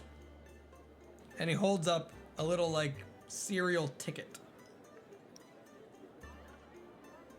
It's clearly not a ticket you need for the competition. But he has one. You know this is a ticket that you're given when you enter the city. You too have a ticket. Where from outside the city are you from? Never mind that. What I want you to know is, do you want to find the bear? That is why I'm about to climb tree, yes. I'll tell you where the bear is. And it'll only cost you 3 gold. How do you think about that? Ah, it's a good offer. I think I'm going to climb tree instead. Tree is free! I'll sell you the position of the bear for 2 gold. Tree is free. All right, fine. Can't beat free. But you won't be finding it. Turns back around. He, like, sort of quickly puts the ticket back into his pocket. As if that somehow means something. You can tell he's probably a little crazy. From, the facial expressions are wide, they're strange, they're a little bit too emotive, but he's trying really hard to fit into the city life. And as he turns away, he kind of goes, dang it. As though he thought for sure he was about to make some gold. Go ahead and make me, as you're climbing the tree, go ahead and make me an athletics check. Alrighty.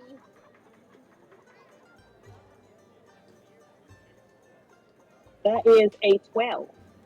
Oh, 12 is good enough. This is not a hard check. This is not a difficult thing to do. And you easily begin to climb the tree. More on that in a moment. Let me put you really high up there. Gurak, we go to you. As you walk up to this position, you can hear the locals as Giles is turning around to his bodyguards and says, "Men, it is time that we leave the city. These two have been injured beyond their life's capacities. It is very important that we take them immediately over to the great watchtowers of the wizards, and we see if we cannot resurrect them. Quick, time is of the essence. We must go." He sees you, Gurak, and looks past the guards to say, do you wish to lend a hand? Gurak. Bring us down. Yeah, Gurak's like leaning from around one of the guards. Actually, I have to ask you a couple questions. You're all about the public safety and safety of the people and the workers, right? That is correct. That is my task. It is what I am set out to do. Right. So tell me, what do you know about Masha's fight pits? There is... You're aware of them. Yes, I'm aware of them, of course. There are many fight pits across the city, many unregulated battles that take place in gladiatorial combat for glory, honor, riches. There are many different things, but why do you bring them up? You Oh, can see that just he curious. wipes his face, kind of forgetting about the lion paint, as more of his human side is revealed. From the fight, the ears of the lion are misshapen at different odd angles. You can kind of begin to see the the true man underneath all of that fur and the clothing begin to peek through. You can tell that he's a heavy, burly guy. Looks like he could have been a smith before, or a layer before he became the union boss. But he's kept sort of a rugged appeal to his body. Nevertheless, some of that paint is still there. He still kind of looks like that lion. But why do you bring them up? Because you're all about the safety of the public and that. And I'm just curious. You want to run for representative of this town. What are you going to do about... I'm running to provide better working conditions to everyone inside. Right. And I have the experience to say that with the fact. A lot of other competitors who are running, they have no true experience. But what are you going to do about the illegal fight pitch? There's a lot of poor people in there fighting that don't belong. I'm talking from experience, of course. You were sentenced to be a fighter in the pits. Did Sentence, you no. volunteer for this? What does it mean to volunteer? Because I did not volunteer. Well, I would say that oftentimes in these fighting rings, there are people who are down on their luck. They do not know where they are going to go. They do not know where they will get their next meal. Sometimes they do not have a place to sleep. That is where the rich prey upon them. They offer you a bed. They offer you a home. They offer you a place to work. Not long hours, short. But when you work, you bleed. You literally die for your lord's riches and their whimsies. This they would consider to be volunteer work. That they had somehow saved you from a grisly or untimely fate in the streets. But you and I know better. They are preying on innocence and a certain naivety that comes with being poor, not understanding your greater options you have in life. People that are unwilling to work or have not found good occupation. And I wonder if this is you. Were you at one point this man? Were you down on your luck? Were you taken advantage of? Or did you relish in the fight? Because this is a different kind of man. The man who seeks out the fight, who relishes their glory. This is a person that is beyond saving. He leans in a bit. No, that's not my kind of cup of tea. But I was not quite a citizen, nor did I volunteer, nor was I interested. But my grave concern is of you. What are you going to do to stop these fights? The illegal fight pits. Oh, that is the problem. They are perfectly legal.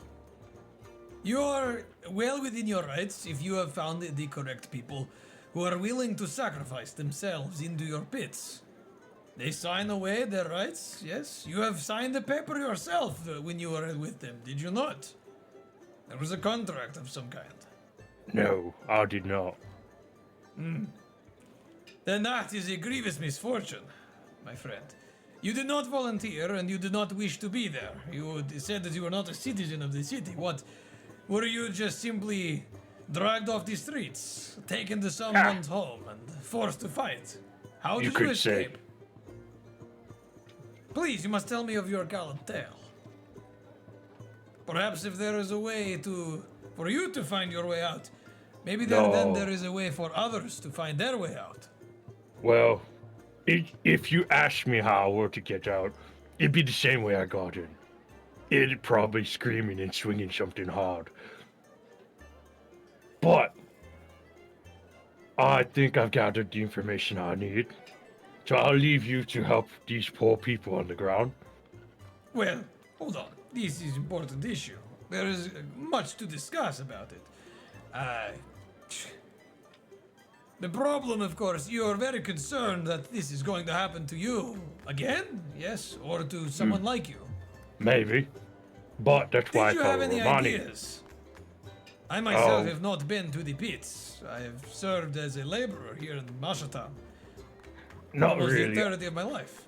my real goal is to help Romani come to power and to really make those changes. Let me ask you this, friend.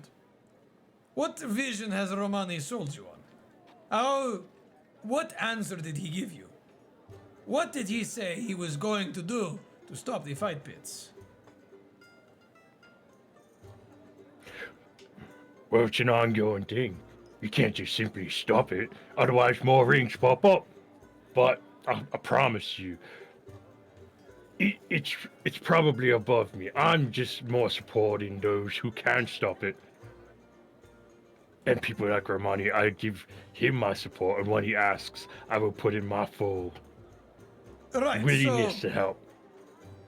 what I've understood then, if I have understood you correctly, is that you do not know. Romani has not made you a promise. He has not provided you a guarantee, even of assistance in taking care of the issue. You are blindly trusting him that he will carry forth your vision. But I say to you this, be careful who you place your trust in. I'm not saying that Romani is a bad man. He and I both are vying for the support of the Ketis. So he is, to some, the Jurans. He is to some degree already far better than our competitors on the side of the Ketis. But at the same time, just because a man tells you he will do something does not mean that he actually has the power to do so. I am interested in your discussion point, but it is not one that I have heard frequently inside of Mashatown. Here in Mashatown, we are mostly concerned with labor and the production of goods. But I can see how there are many people, perhaps, who are inside of the wealthy homes or are being forced to fight. Perhaps people, laborers, who have been put out of work, or others who can no longer take the work, who are being wrapped up into these problems. And I imagine that there is a place within the Union for these people. Perhaps it is a matter of getting close to them, going to where they live, inside of the rich people's homes, and telling them, listen, you can sign a new deal. You can instead work with your hands instead of your body.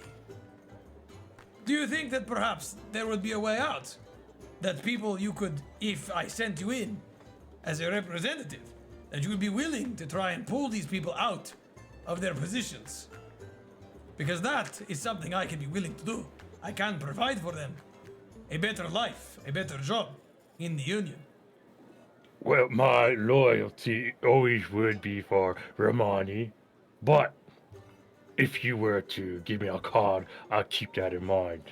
I'm always looking to help them who can't defend themselves, or stop those who are stronger in money and power. Listen, my friend, I hear what you are saying. Your loyalty runs deep to Romani, and I appreciate that. I too am a man of honor and integrity. I'm not attempting to snipe you from my competition.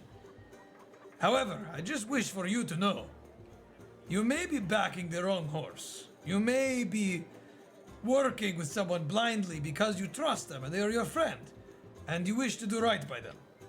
But a friendship, the loyalty you have to that friend, and the loyalty you have to your vision, they may not exactly be the same thing. And I would caution you to think about this further, to understand if perhaps maybe you must choose if you are going to support your friend or if you are going to try to accomplish your vision. Because Romani, he is not the man to accomplish this vision. Now that I have said my piece and you have said yours, I hope that we are somewhat closer together in understanding the bigger issues of this election. And that maybe, someday, we can work together to see the end of these ignoble places. But for now, these bodies must be tended to.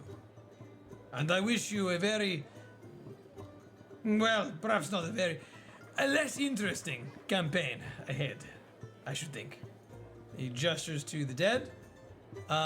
He takes the cap off his head and does a slight bow before he puts the cap back on. And he's gonna attempt to leave.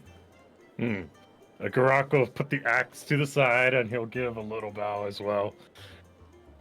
Good to see that we're both in good faith. And he's gonna take the bodies and go elsewhere. He's gonna go to leave. He does not have a carriage like the rich people. He simply walks down the road over to the sidewalk like every other commoner. Kyani, or actually Gurak, where do you want to go now that that's over? Oh, now that that's over, Gurak's gonna go back up the stairs to the pillar where there's a little pile of gold coins and he's gonna pick those up. He did take the gold coins. He left the car. Ah! Okay, you left the card. Dang it. You still want to go up there? No. I think at Screw that point. Romani's card. We don't need them. Where else are you gonna go? What do you want to do? Shoot. A lot of options. Big place. I think I'm gonna hang around in the crowds. I'm gonna move to the fountain and I'm just gonna hang around, listen, see what's going on. Sure, very well. You do so. Kyani, you climb to the top of the highest tree that's near you. Not the highest tree, clearly. You can see in the background there's a higher tree. But anyway, you climb to the highest tree that you have within sight. And as you arrive here, you perched up inside of all those flowering areas. You can feel the wind blow gently through the tree. You're over top of the walls. You get a really chill, this biting chill that blows in from the outside. And it reminds you of home out there in the frigid wastes of Lozamin. You can smell the scent of the mountains, almost as though rain was always flowing down on them for some reason out in the snow. And it's nice, refreshing. But what do you want to do while you're up here? You can see, as far as the eye can see, out down the road, out towards the carriages. You can see the fountain beneath, all the passersby as they're going about their business, the sentient chickens as they bark, bark, bark, bark, bark, bark, bark, bark, and go off down the street going, "He who comes to the dawn, he who comes to the dawn," singing to people. What do you want to do? I am going to try and see if I can find any white hairs that might be lying around, because I'm gonna track this bear down. By all means, you can do a perception check. You may roll with advantage, given that Okay. you are looking for this bear and you're up in a really high place. Oh, were both horrible Really rolls. bad. Really bad. You think you see it, and you don't know how you didn't notice it before. There's a few white hairs right on the marble courthouse steps. Right here. All right, I'm gonna climb down then. Very well. You climb back down the tree, over to the very bottom, and as soon as you get down from the tree, the guy gives you a look and goes, "I'll still do it for 1 gold piece, if you change your mind." I'll be on my way, but I'll think about it. You can't And I'm take it ahead now, for- the offer's expired. He yells as you're leaving. She does not pay him any mind, and she's gonna go to where she thinks she sees white hairs. Yes. You arrive, and when you arrive here, there are genuinely a few little white tufts of fur or hair on the courthouse steps. They blend in pretty well. It's pretty difficult to see, given that these are marble, white on white, but it is there. And when you walk up, you can see the Aarakocra as well as the 2 humans sort of look at you, and they watch you get up close.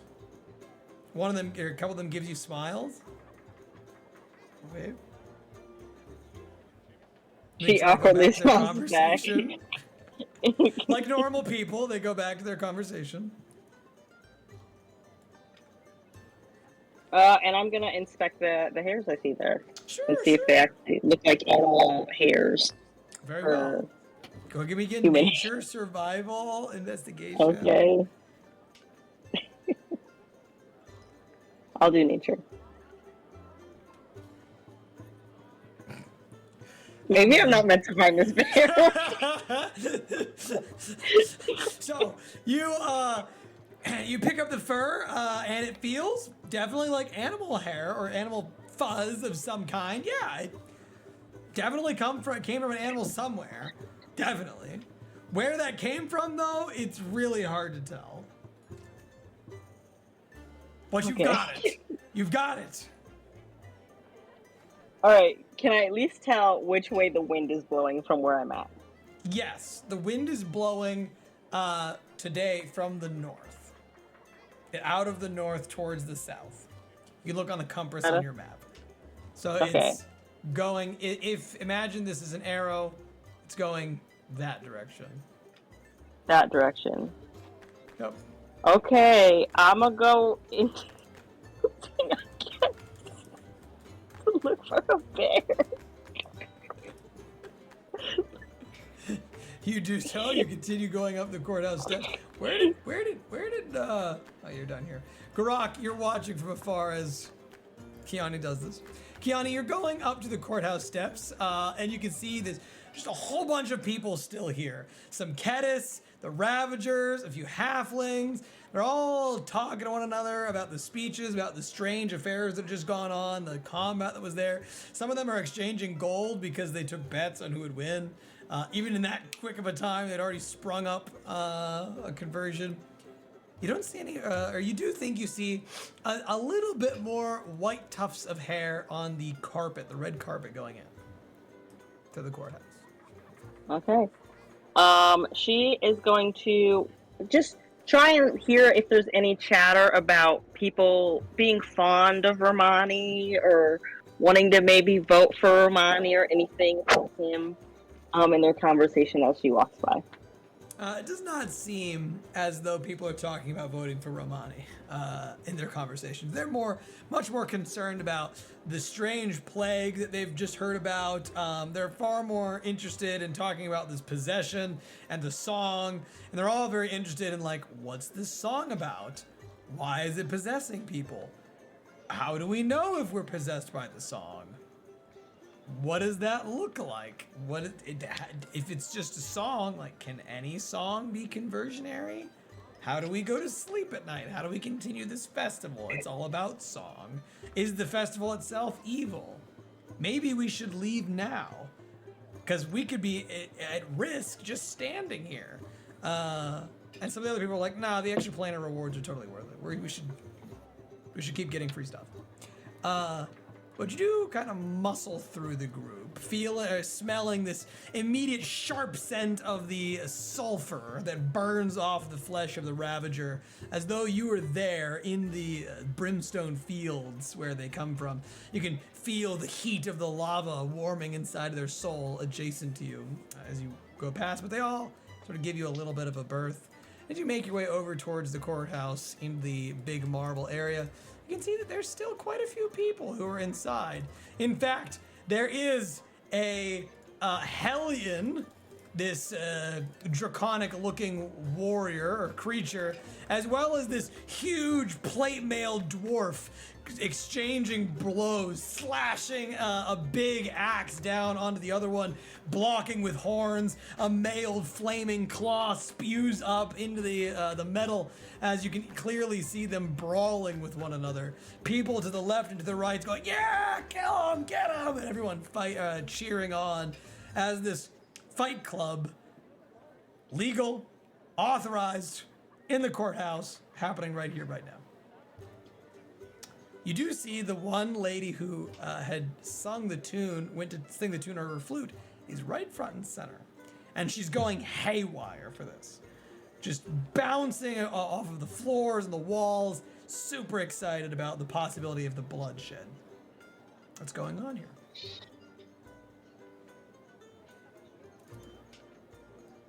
All right. You just pick up the fur? What do you want to do? Yeah, I'm gonna pick up the fur in here. Went that way. And I'm a dip, because there's no other rooms in here, right? It's just Nope. this main room. One big open room. Yep. You can tell that this place is clearly used for a lot of things. Almost like an event center of sorts. Okay. And I'm gonna walk back through the way I came, and as I pass the people outside, I'm just gonna be like, you maybe vote for Romani to help with the plague, make streets safer, yes.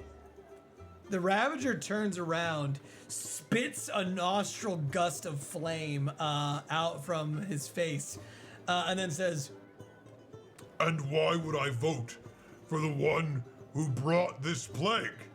He said that his own guard was possessed. If he can't protect his own guards, how can he protect any of the rest of us? I would know something of protection. I am from a realm where people are prevented from leaving. A place where you send people when they don't or are not supposed to escape. I come from a place of law and order, where people follow the rules or are cast into the fires of damnation. What makes you think that he knows anything more about law and order and keeping people safe than I? He snorts fire. She's standing there. Kyani's definitely thinking, I definitely did not want this whole backstory. I thought this would go well, but now I'm realizing I'm better a silent person. And she just goes, "Go, leave city then. It's not really safe here. You know, it's not. Woods are better." I want you to make me a persuasion check. It's just a flat. Okay. I want you to make me a charisma saving throw. That's what it should be. It should be a charisma saving throw. Ooh, a 4. Yikes. Good. So here's some backstory for you. There is currently people from Perdition, which is this infernal guy that you see before you, this Ravager. Some of his kind recently marched into the city after the affliction changed, and they seized a district. One of the districts of the city of Revaturon, Highmark, is currently in control of some of these infernal people, and there's some stark divisions right now as to like kill all the Ravagers and like those kind of people, or like some are good, some are bad, and some that's like it's just a war thing, you know, like this guy's not in part of the war, so it doesn't matter. But like the atmosphere or the mood around creatures from Perdition is kind of sharp right now. So you tell him, leave the city if you don't like it, and he says, This is why some people wish to burn your city. Just because there's you can't have an all or nothing. You don't see a compromise. You don't like what I have to say about Romani. You just think that I should leave. I've lived here for a long time, I'll have you know. This is my city just as much as it is yours. Okay, first of all, not my city. Don't even really like it here. Want to leave myself. Second of all, I was just giving you better option. I've been outside. It is great. Trees, nice cold, not too warm and hot like it is in city, and less people talking at you all the time. Okay? the guy looms, you know, clearly large and imposing over top of you. His big, massive wings flat out to the sides. And he says, So you don't like my city, huh? You think the outside is better, huh? Then why don't you go leave? it gives you a big stares fire into your eyes, saying the same thing you just said to him. He's clearly pretty hostile, and you know, you can tell that he's hurt. You can tell that the way his stance is, he looks like what you said to him kind of hurt his feelings. He's kind of puffing up or overreacting because of it. She's just gonna be like, okay, I'm going to go now. Because this is what you want, yes? I will go. You say you're gonna go and you begin to leave, and he immediately The wings flap down. He like stops puffing up. He lowers himself, becomes a little bit more diminutive, and he goes, Sorry. No, I don't want you to leave any more than I want to leave. But I do think that what you said was pretty rude. I guess it doesn't excuse my also being rude.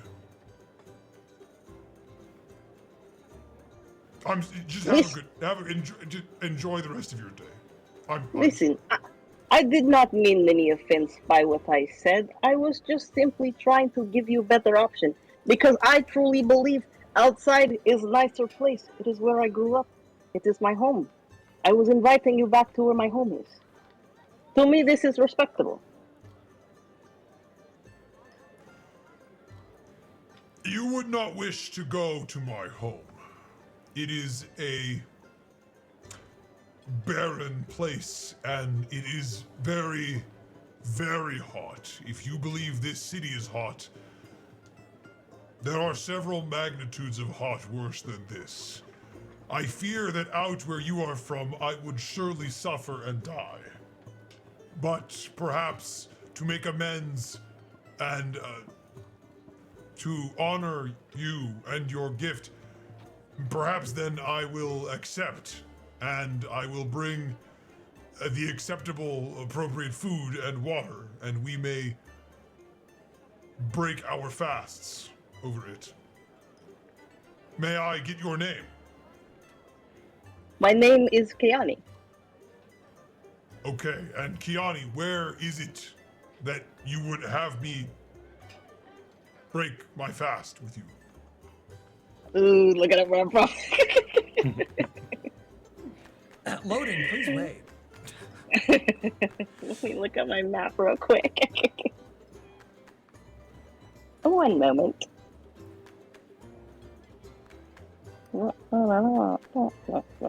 Take your time. Take your time. While you're looking for that, let me give you a saving moment. Gurak, anything that hits your mind that you want to go do? Nothing that intently that's happened as of yet, or anything exciting that's happened from your perspective. Now that you mention it, I was just thinking I'm gonna go visit the Celestial booth because I went there before, but things happened between me, the voices in my head, and the Celestial booth, and I'm just like, of course. yeah. Very well. When you go over to the Celestial booth, you've already been here before. The Pocket Pegasus, as well as its guardian, recognize you. There's a subtle moment of harmony that passes over you as you get within, very close to this angelic figure. There's a sort of an aww, and she just sort of waits to hear what you have to say. She opens up a hand and says, "Hello." Oh, hello. There's no way I could try this again, could I? I am sorry. You may not. It's a bummer. But would you instead like to hear a song? To which the celestial figure at the booth says, "I would love to hear a song." No! My friend, if you would like to resist, I will need you to make me a wisdom or a charisma saving throw. I'm gonna resist, and I'm gonna do the good old-fashioned face to the table. Slam your head down in front as she tries to... Wisdom save? Mm-hmm. Is it with advantage? No. No, it's not. Got a 13? Congratulations! You slam your head onto the counter, and the voice goes away. It seems heavily weakened from the events of today, and it's far easier to fight back against its control than earlier before. You'd actually thought it completely subdued for the day earlier, but it tried once more to get what it wants. But as you slam your head onto the counter, she looks at you, eyes wide, as she goes, "That is not a song you should sing very often. Oh, Is it the it's a song song of your people?" Saga my people, that's exactly right. We do a lot of headbutting to things. But you seem too fragile. I'm not going to headbutt you. This table, though, was a different story. Okay. I'm gonna go back to the fountain. Ignore me. Goodbye. It's just Stranger. gonna leave. Actually, she doesn't say goodbye. She says instead, goodbye, Gurak Vakar, the strongest and the mightiest. Thank you. That's my name. You're right back to the fountain. It's at this juncture that we go back to not Kyani. I'm going to give you more time. We go right over to Thaco. Thaco, you've been waiting for a little while, but we had you at the height of the action. As you're going down the street over top of the carriage and you're leaving your mark into the place, there's a few things that you see. And I'm going to direct your attention with this light tool. Question. Is Answer. the bear for sure in this carriage? He's for sure in that carriage. All right. Okay, please continue. Okay. So a few things I'd like to direct your attention to. As the carriage has moved this far down the road, you do see that there's a line of people who have been entering the shop. You notice that there are several cloaked, hooded figures standing in a circle outside of the shop, discussing something privately, exchanging materials between one another. You furthermore see a few cloaked figures that are going down the street, and you watch those cloaked figures as they move into an alleyway. All at once. You are kind of almost at the position, as you're going down the road, that you can see that there is a large amount of hooded, cloaked figures in this alleyway. There's like 8 of them gathered up into that small place. You can see that the crowd next to this man has begun to move on. They're almost out of the city at this juncture. And you can tell that there is a cart up ahead. Ooh, let me continue doing the light. And you can see that there is a cart underneath a tavern that is currently unloading barrels, but it seems as though they are stuck and the workers are having trouble loading the barrels up into the tavern above. It's supposed to be like a pulley system that brings them in and out. There are more cloaked figures beyond, but that is all that has changed since the last time you were here. Okay. You are riding the carriage, you have left your mark. Yeah. I thought I was on the back carriage. Has one carriage kind of gone I moved it in forward. front of the other? I just Okay. moved it forward so that you had line of sight of, actually, you might not have line of sight if I do this. Yeah, you have line of sight. I just wanted you to have line of sight of the people in the place. But here, I will put you back to where you were.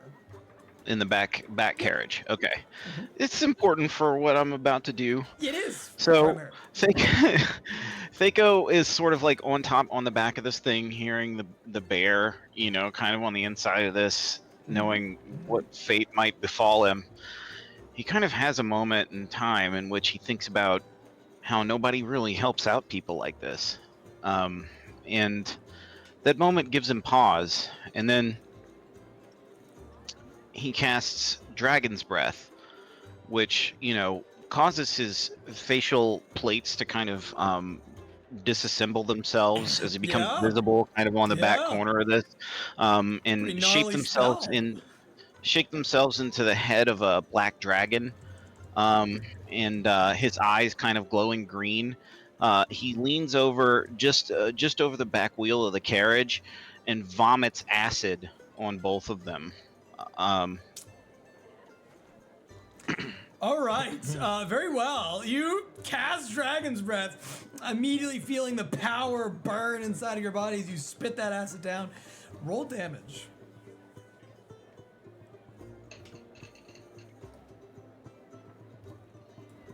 12 damage. You deal 12 damage to the cart's wheels, and as you do so, melting and corroding what was there, you can see that the wheels are barely intact, as pieces of them have just completely vanished from where they were. There were the The axle rod is connecting over to the wheel, and you can see that like pieces of it are exposed and open.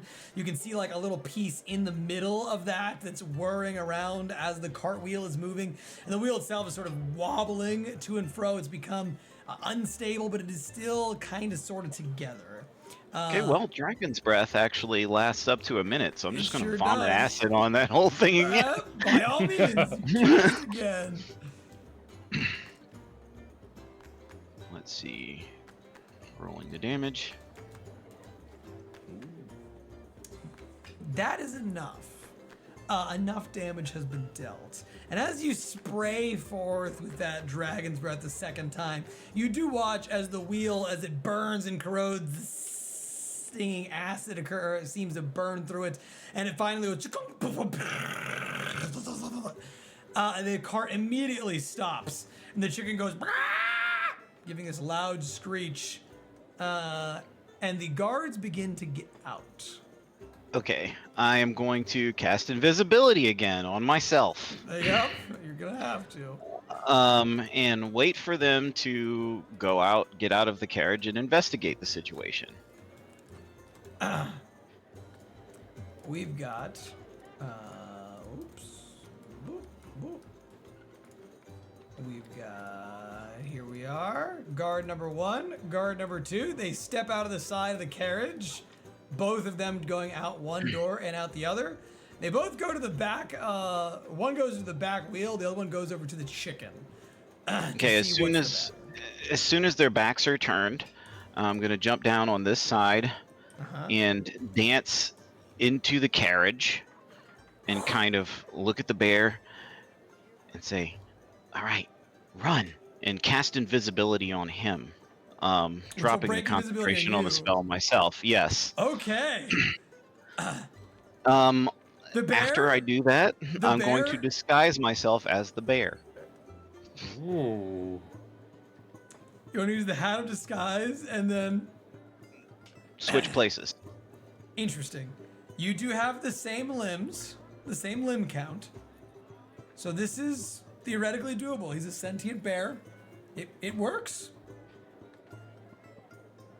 Well done. I mean, great. I can't wait to see where that goes. You do so when you say run, the bear is sort of his ears, he looks depressed and sad. They perk up as soon as he hears your voice. And then when you cast the invisibility, the last thing you see is the bear's face of shock and surprise going, ooh, ooh, ooh, what do I do? What do I do? What do I do? Go, exit the street, south. Just I can't get see out of myself. here. I can't see myself. No, they can't see you either. Just go. But what do you mean, just leave? Yeah, just leave. I'll switch places with you and I'll escape later. Do me a persuasion check. You may do so with advantage. Alrighty.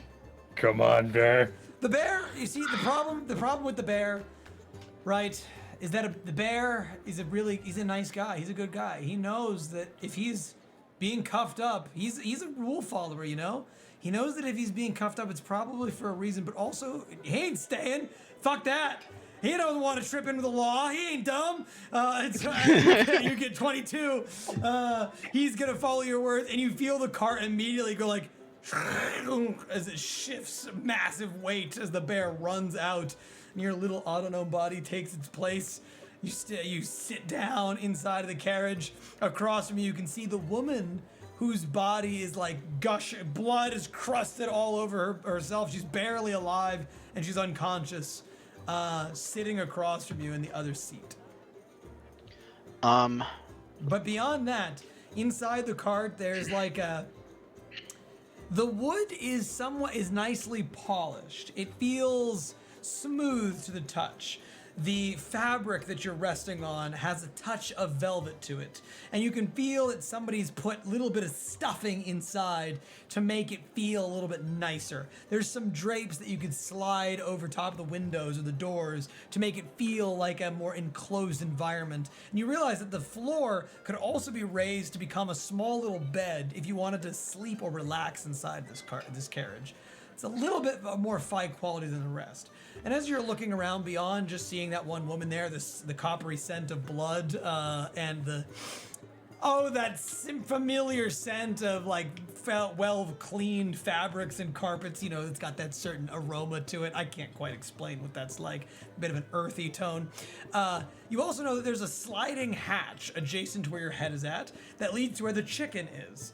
The slat is open. You can see out to the guard who is like massaging the chicken's cockles, and you see that there's like a little bit of reins strapped into or bolted onto this side of the cart that you could reach your hands in and control the chicken if you wanted to.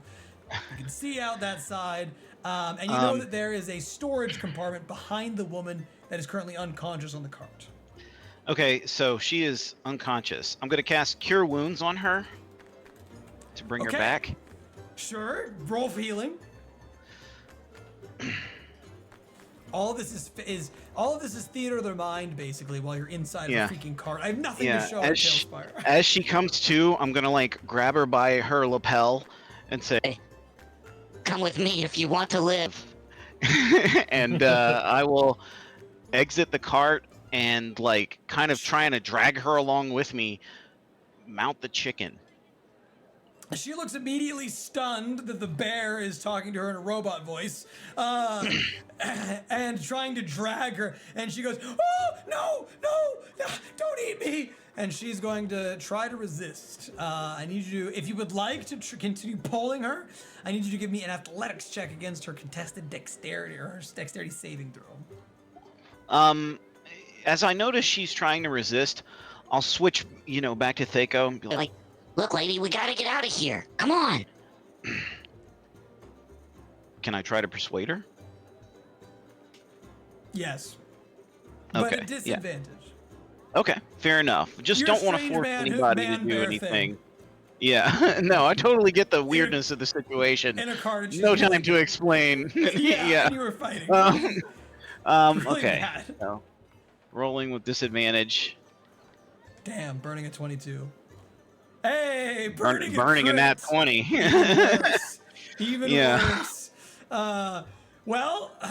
She, seemingly she's not okay with this. She's still somewhat resisting. Look at Gigi there. Look at that precious cat. Can everyone just stop what we're doing This is Nook. Okay, I'm sorry. That's not Gigi. It's okay. There's too many cats to remember around here.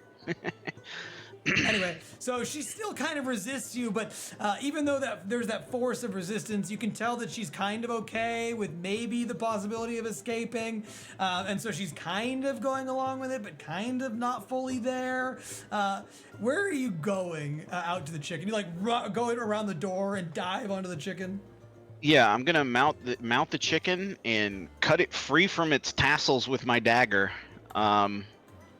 Or I'll burn them off if I got to. Sure, if that doesn't do the job quickly enough. Reach around, you slash into the reins, you dive onto the chicken. The guard looks to you, immediately shocked and surprised to see you there, and she says, "Halt! Stop!" And she is going to attempt to keep you from leaving on the chicken, but like you're like digging into the thing, and the chicken goes "Rah!" and immediately goes to sprint forward. She's gonna make an opportunity attack. She's gonna try and stop you there. Okay. Now, just so you are aware ahead of time, she does have Sentinel. Just so that you can factor that into whether or not you want to use your various abilities that require people to re-roll their dice.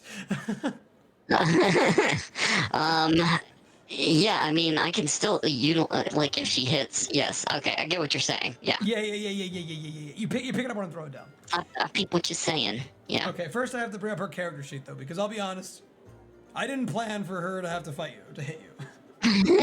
So give me just one moment, please. No problem. Sorry about that. No, Sorry, guys. No, this is great. That whole conversation that Gurak had with the guard kind of just inspired me to like help out a little person, and this is these people didn't deserve this. She's got a 16 to hit you with that big trident of hers. I will definitely use silvery barbs. All right, that's what I figured. Who are you giving advantage to? I'll give advantage to myself. Good plan. Good plan. So with the reroll, she does get an 18, unfortunately, and so she does hit you with that trident. And as she stabs the trident into you, you watch as she is going to expend a divine smite. And so you now know she's a paladin, but she is going to, as she stabs that trident into you, take an immediate 9 piercing damage.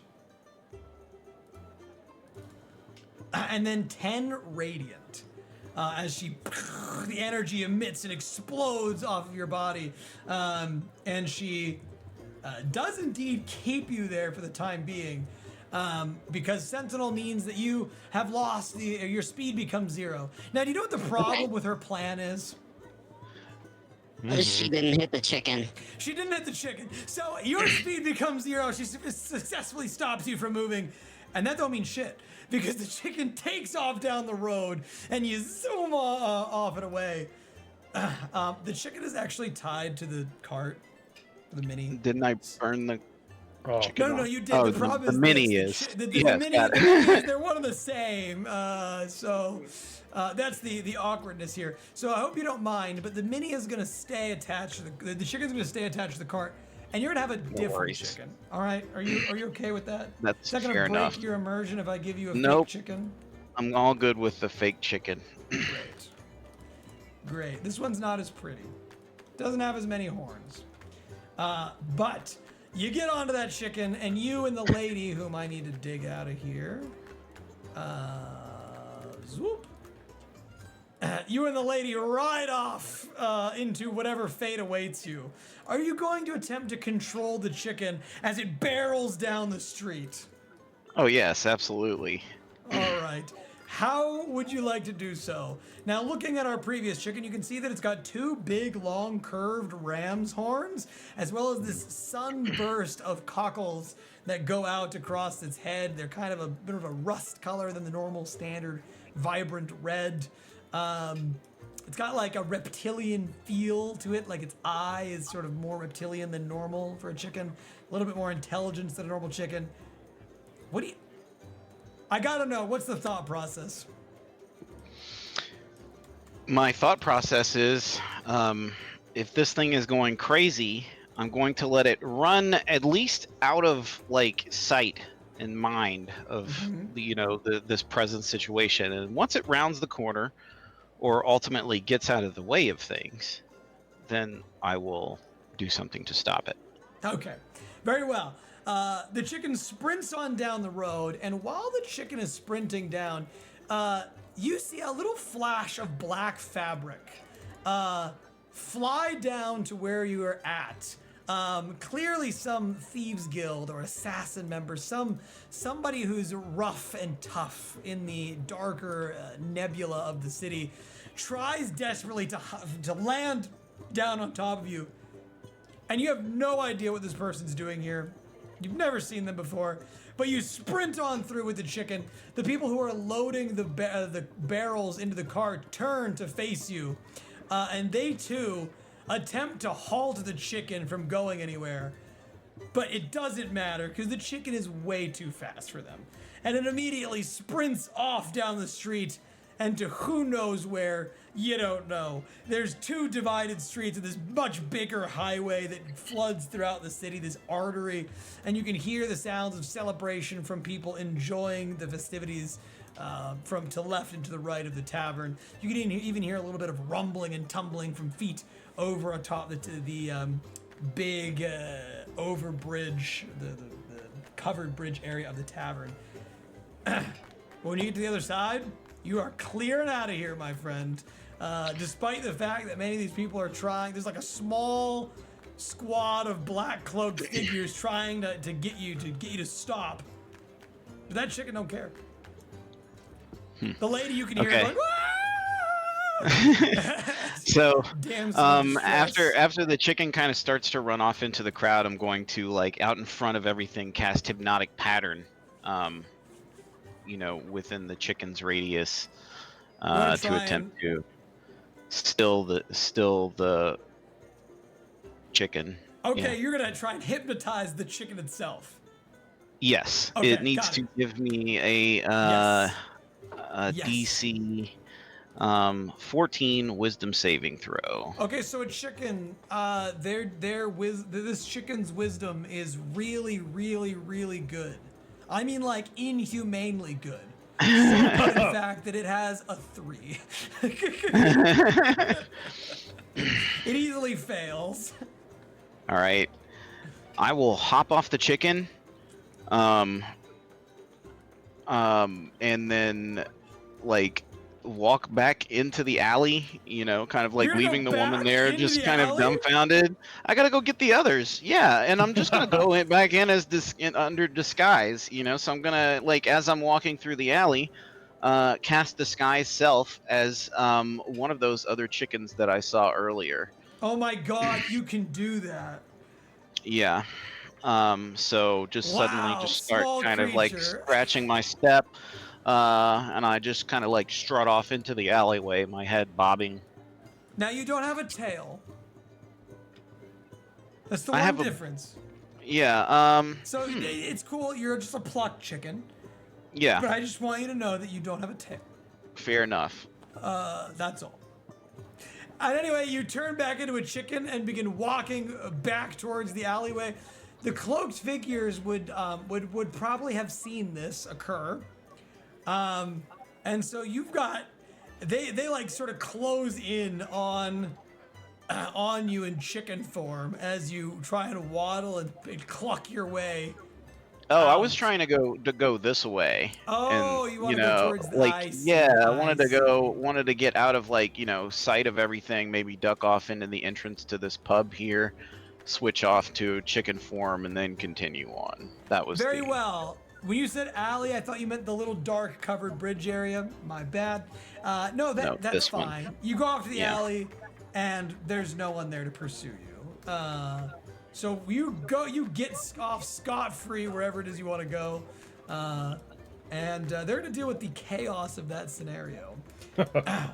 We go back I'm just going to rejoin everybody else, so I'll be Kyani, back. that's about as much time as I could possibly have bought you. The Ravager asks, where are you from? She let's Plus one inspiration, by the Ravager. way, for getting through that. Good job. Hello. Oh. Me? She looks back. Yes, Satheka. Oh, thank you. One chicken inspiration. You burnt a lot to make that happen. I respect it. All right, Kyani, this time I'm not interrupting you. What do you say in response to the Ravager? She is going to say to Ravager, I live near a village. I live near forest. Outsiders, we call it different name, but here in the forest I live near would be called Burgo. My camp is one that travels though, so we call many places home, but that is the place I stay the most, near this forest. And how will I know to get there? How far is it from here? Do you want to leave now? Because if you wait a little while, I could be your tour guide. I'm only here for one thing, and then after that, I'm going back home.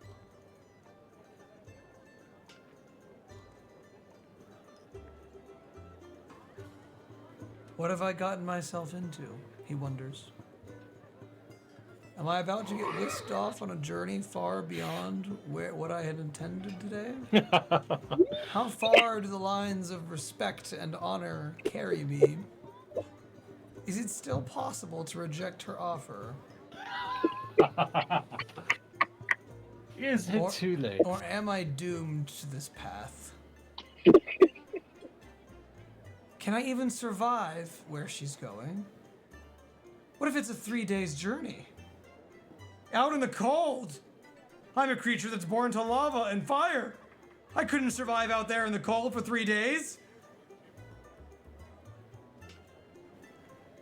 Oh, you are only seeking one thing in the city. That is, should be quick then. Yes. Will it be tomorrow that you leave or later today? Certainly you would not wish to leave in the dead of night when it is far colder. It could be a couple weeks, actually. Thing I'm doing, it may take a while. So give you time to prepare. It is very cold out there. How do I find you in the city? If you're going to be here a while, you must have somewhere you're staying. Perhaps I could journey there and we could eat food at your hotel. What is your name? You may call me my very proud name. Oh wait, I see you're about to grab the writing utensils. I got it. Okay. Axendir.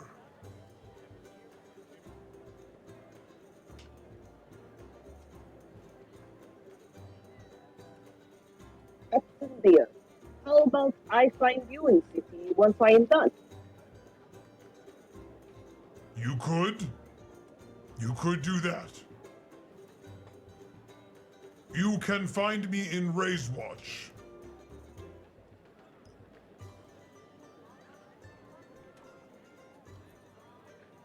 I live in the new tenement. Everyone will know what you mean. It is the only one that is nice and new and rebuilt. Apartment 7. I am oftentimes not home during the day. I do not like to be cooped up inside of a building. This we can agree on. I do not like being cooped up either. No. What kind of food do you enjoy? I'm not very picky. When you live in cold, you just eat whatever is available. I consume fire. I will have to purchase better ingredients for you. Yes, I don't think I can guess that. No, I could I try, did but maybe not good idea. not. No. I like But stews. you said you wish to try. I could, if you perhaps could make a delicacy of your homeland, and I will make a delicacy of mine, and then we can share culture. It's a good idea, yes. I look forward to sharing culture with you. I look forward to this as well. He does a slight bow, and as he sort of like gestures, like moving his big, massive body out of your way in case it is that you'd like to leave. And you can see like he watches you as your movements, where you're going, and what you're doing, and he's thinking to himself, was she cute? Was she was that is this a date? Did I set up a date? She gets a genuine smile at someone who actually just wasn't a horrible conversation for her in the city, and goes on her way and says under breath, now to catch that bear. Axendir turns to his the friends that he's talking to, turns to the goblin wizard and says, I think I may have made date. Another outsider from city, like me, bristly and cold to others. Maybe this could be good. and the little goblin's like, Yeah, I don't really know if she's your type. you're kind of different. You've got wings and horns and you spit fire, and none of the rest of us do. So I don't know if you're into that. Few people you're gonna find in it, I guess. I just don't think she's probably into that. Where would you like to go? Off to find the bear. I also need to name this person now Axendir, and for a change his thing.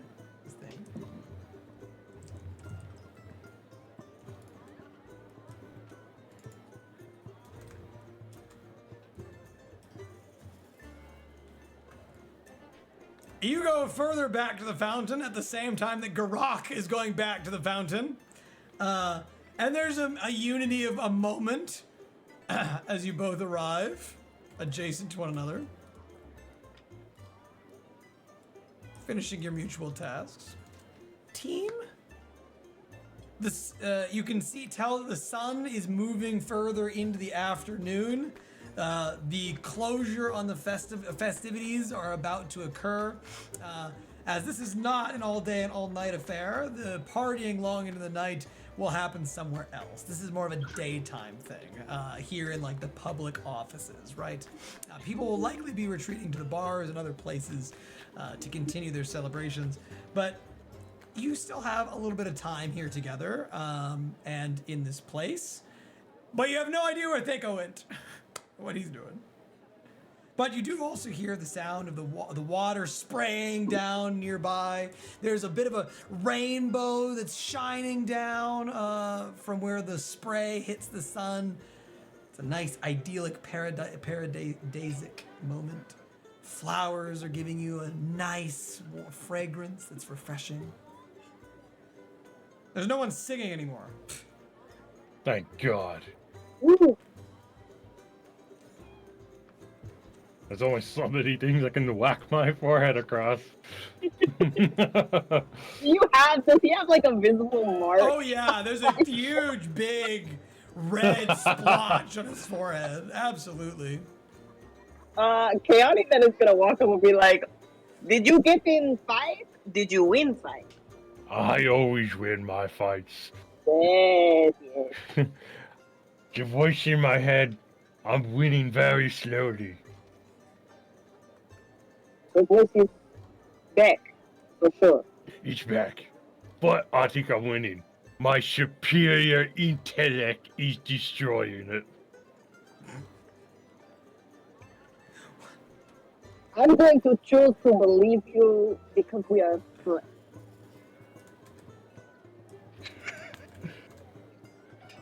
Where'd Do you you go? think- Do you think Seiko is doing good? I feel like good about him getting through and being okay. Oh my. Oh, look at chicken. Oh no. Strolls One up to for your one. legs. And I'm I don't even. back. I don't even know how to respond to that, really. We gotta get the fuck out of here. I don't know if the voice came back or if I hit my head too hard. I mean, I've seen talking animals, but please sure we do not wish to feed you. We have none of the grain. Oh, for God's sake! I'll transform back into Thako.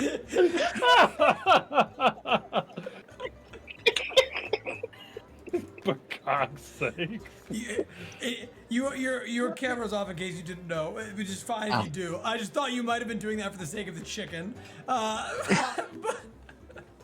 But very well, for God's sake, you turn right back into Thako. Everyone you watch as the disguise vanishes, all the feathers immediately return back into the steel-wrapped form of the little tiny miniature man.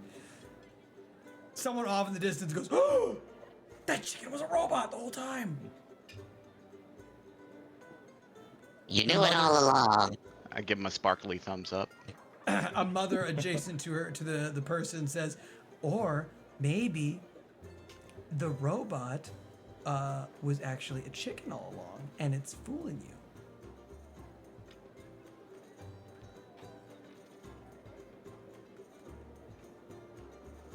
That's it. I look You to the please others. continue. So I look to the others. Yeah, I think we got a lot to talk about. We should get back to Garut's pretty soon here. Sorry about that. I just saw that those people were in trouble. I had to try to let them out. I think they got out. I hope so. I'm more concerned as to why you were burned just a minute ago. What? Why I was a chicken? Just a minute ago? Oh, because there's a bit of a little scuffle there. But it's fine. Should be okay. Do we need to hide you? I can stuff you in a bag, maybe. No, I think I'm good. I mean, I was just over there at that the law playing booth. Came from that direction. You all saw me come. I was helping out with some mechanical stuff. Oh, okay. Well, then, we might as well get back home for now. Yes, I don't think I'm finding bear. I did find friend though. That is always good. I think that's better than a bear. Oh, you need to find a bear? I was What? looking for bear. What kind of bear? Can you describe it to me? White bear, white hair. Might look like this. She has like bundles of hair in her hand. I'll try to disguise myself as the best approximation of a bear. Same amount of limbs. It's true. It's true. Very well. You use your stilts form and become a very, very lanky bear that likely does not fool people who've seen bears before. Given your autonomic traits, like I had said, you could raise them, become like like a really thin version of things. So you become this really super hyper thin bear. This what's the word? This bulimic bear, I'm imagining, as you just have this super skinny hourglass figure. You think it will work? I appreciate Jesper, but you look nothing like bear. In fact, you are making me very uncomfortable because if I saw something like this, made sure I would immediately kill it to put it out of it. Oh, fine. I didn't want to have to worry about any stairs, in that form anyway. Let's just go. Yes, it has been a very long day, and I'm tired of getting into fight. So let's just go. Gurak's All right, gonna team. fall in line and follow the bear. All right, team. Now this is the part where you're thinking to yourself, God, I hope the DM just teleports us to another map and doesn't throw yet another fight at us or some other thing, right? We've had enough with the festival already. Geez, can we just leave and move on with the story? And the answer here is that you kind of can. You were going to be stopped by these shadowy figures who had something to do, something for you, but the chicken has made them disperse and look for Thaco in other places. And so there will be no shadowy figures stopping you tonight. And so congratulations, team. You will successfully make your way back to Romani's Garotes, the building, where we will begin next session there inside of your own little fortress of solitude, and you'll be able to figure out what your little homestead looks like and plan for what you want to do next.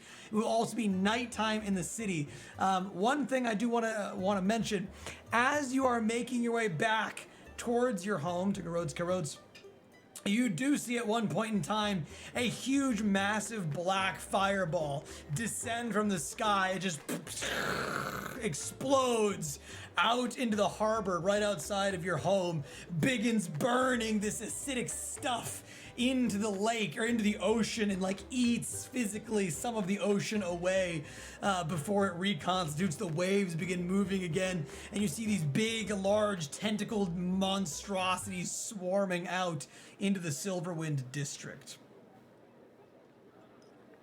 Oh, yeah, it's bad. You rolled the Abyss, Plane of Demons, and fireballs of mad destruction from your percentile earlier today, and that's something you're gonna have to deal with later on in life. But anyway, more of that to look forward to next time on D&D.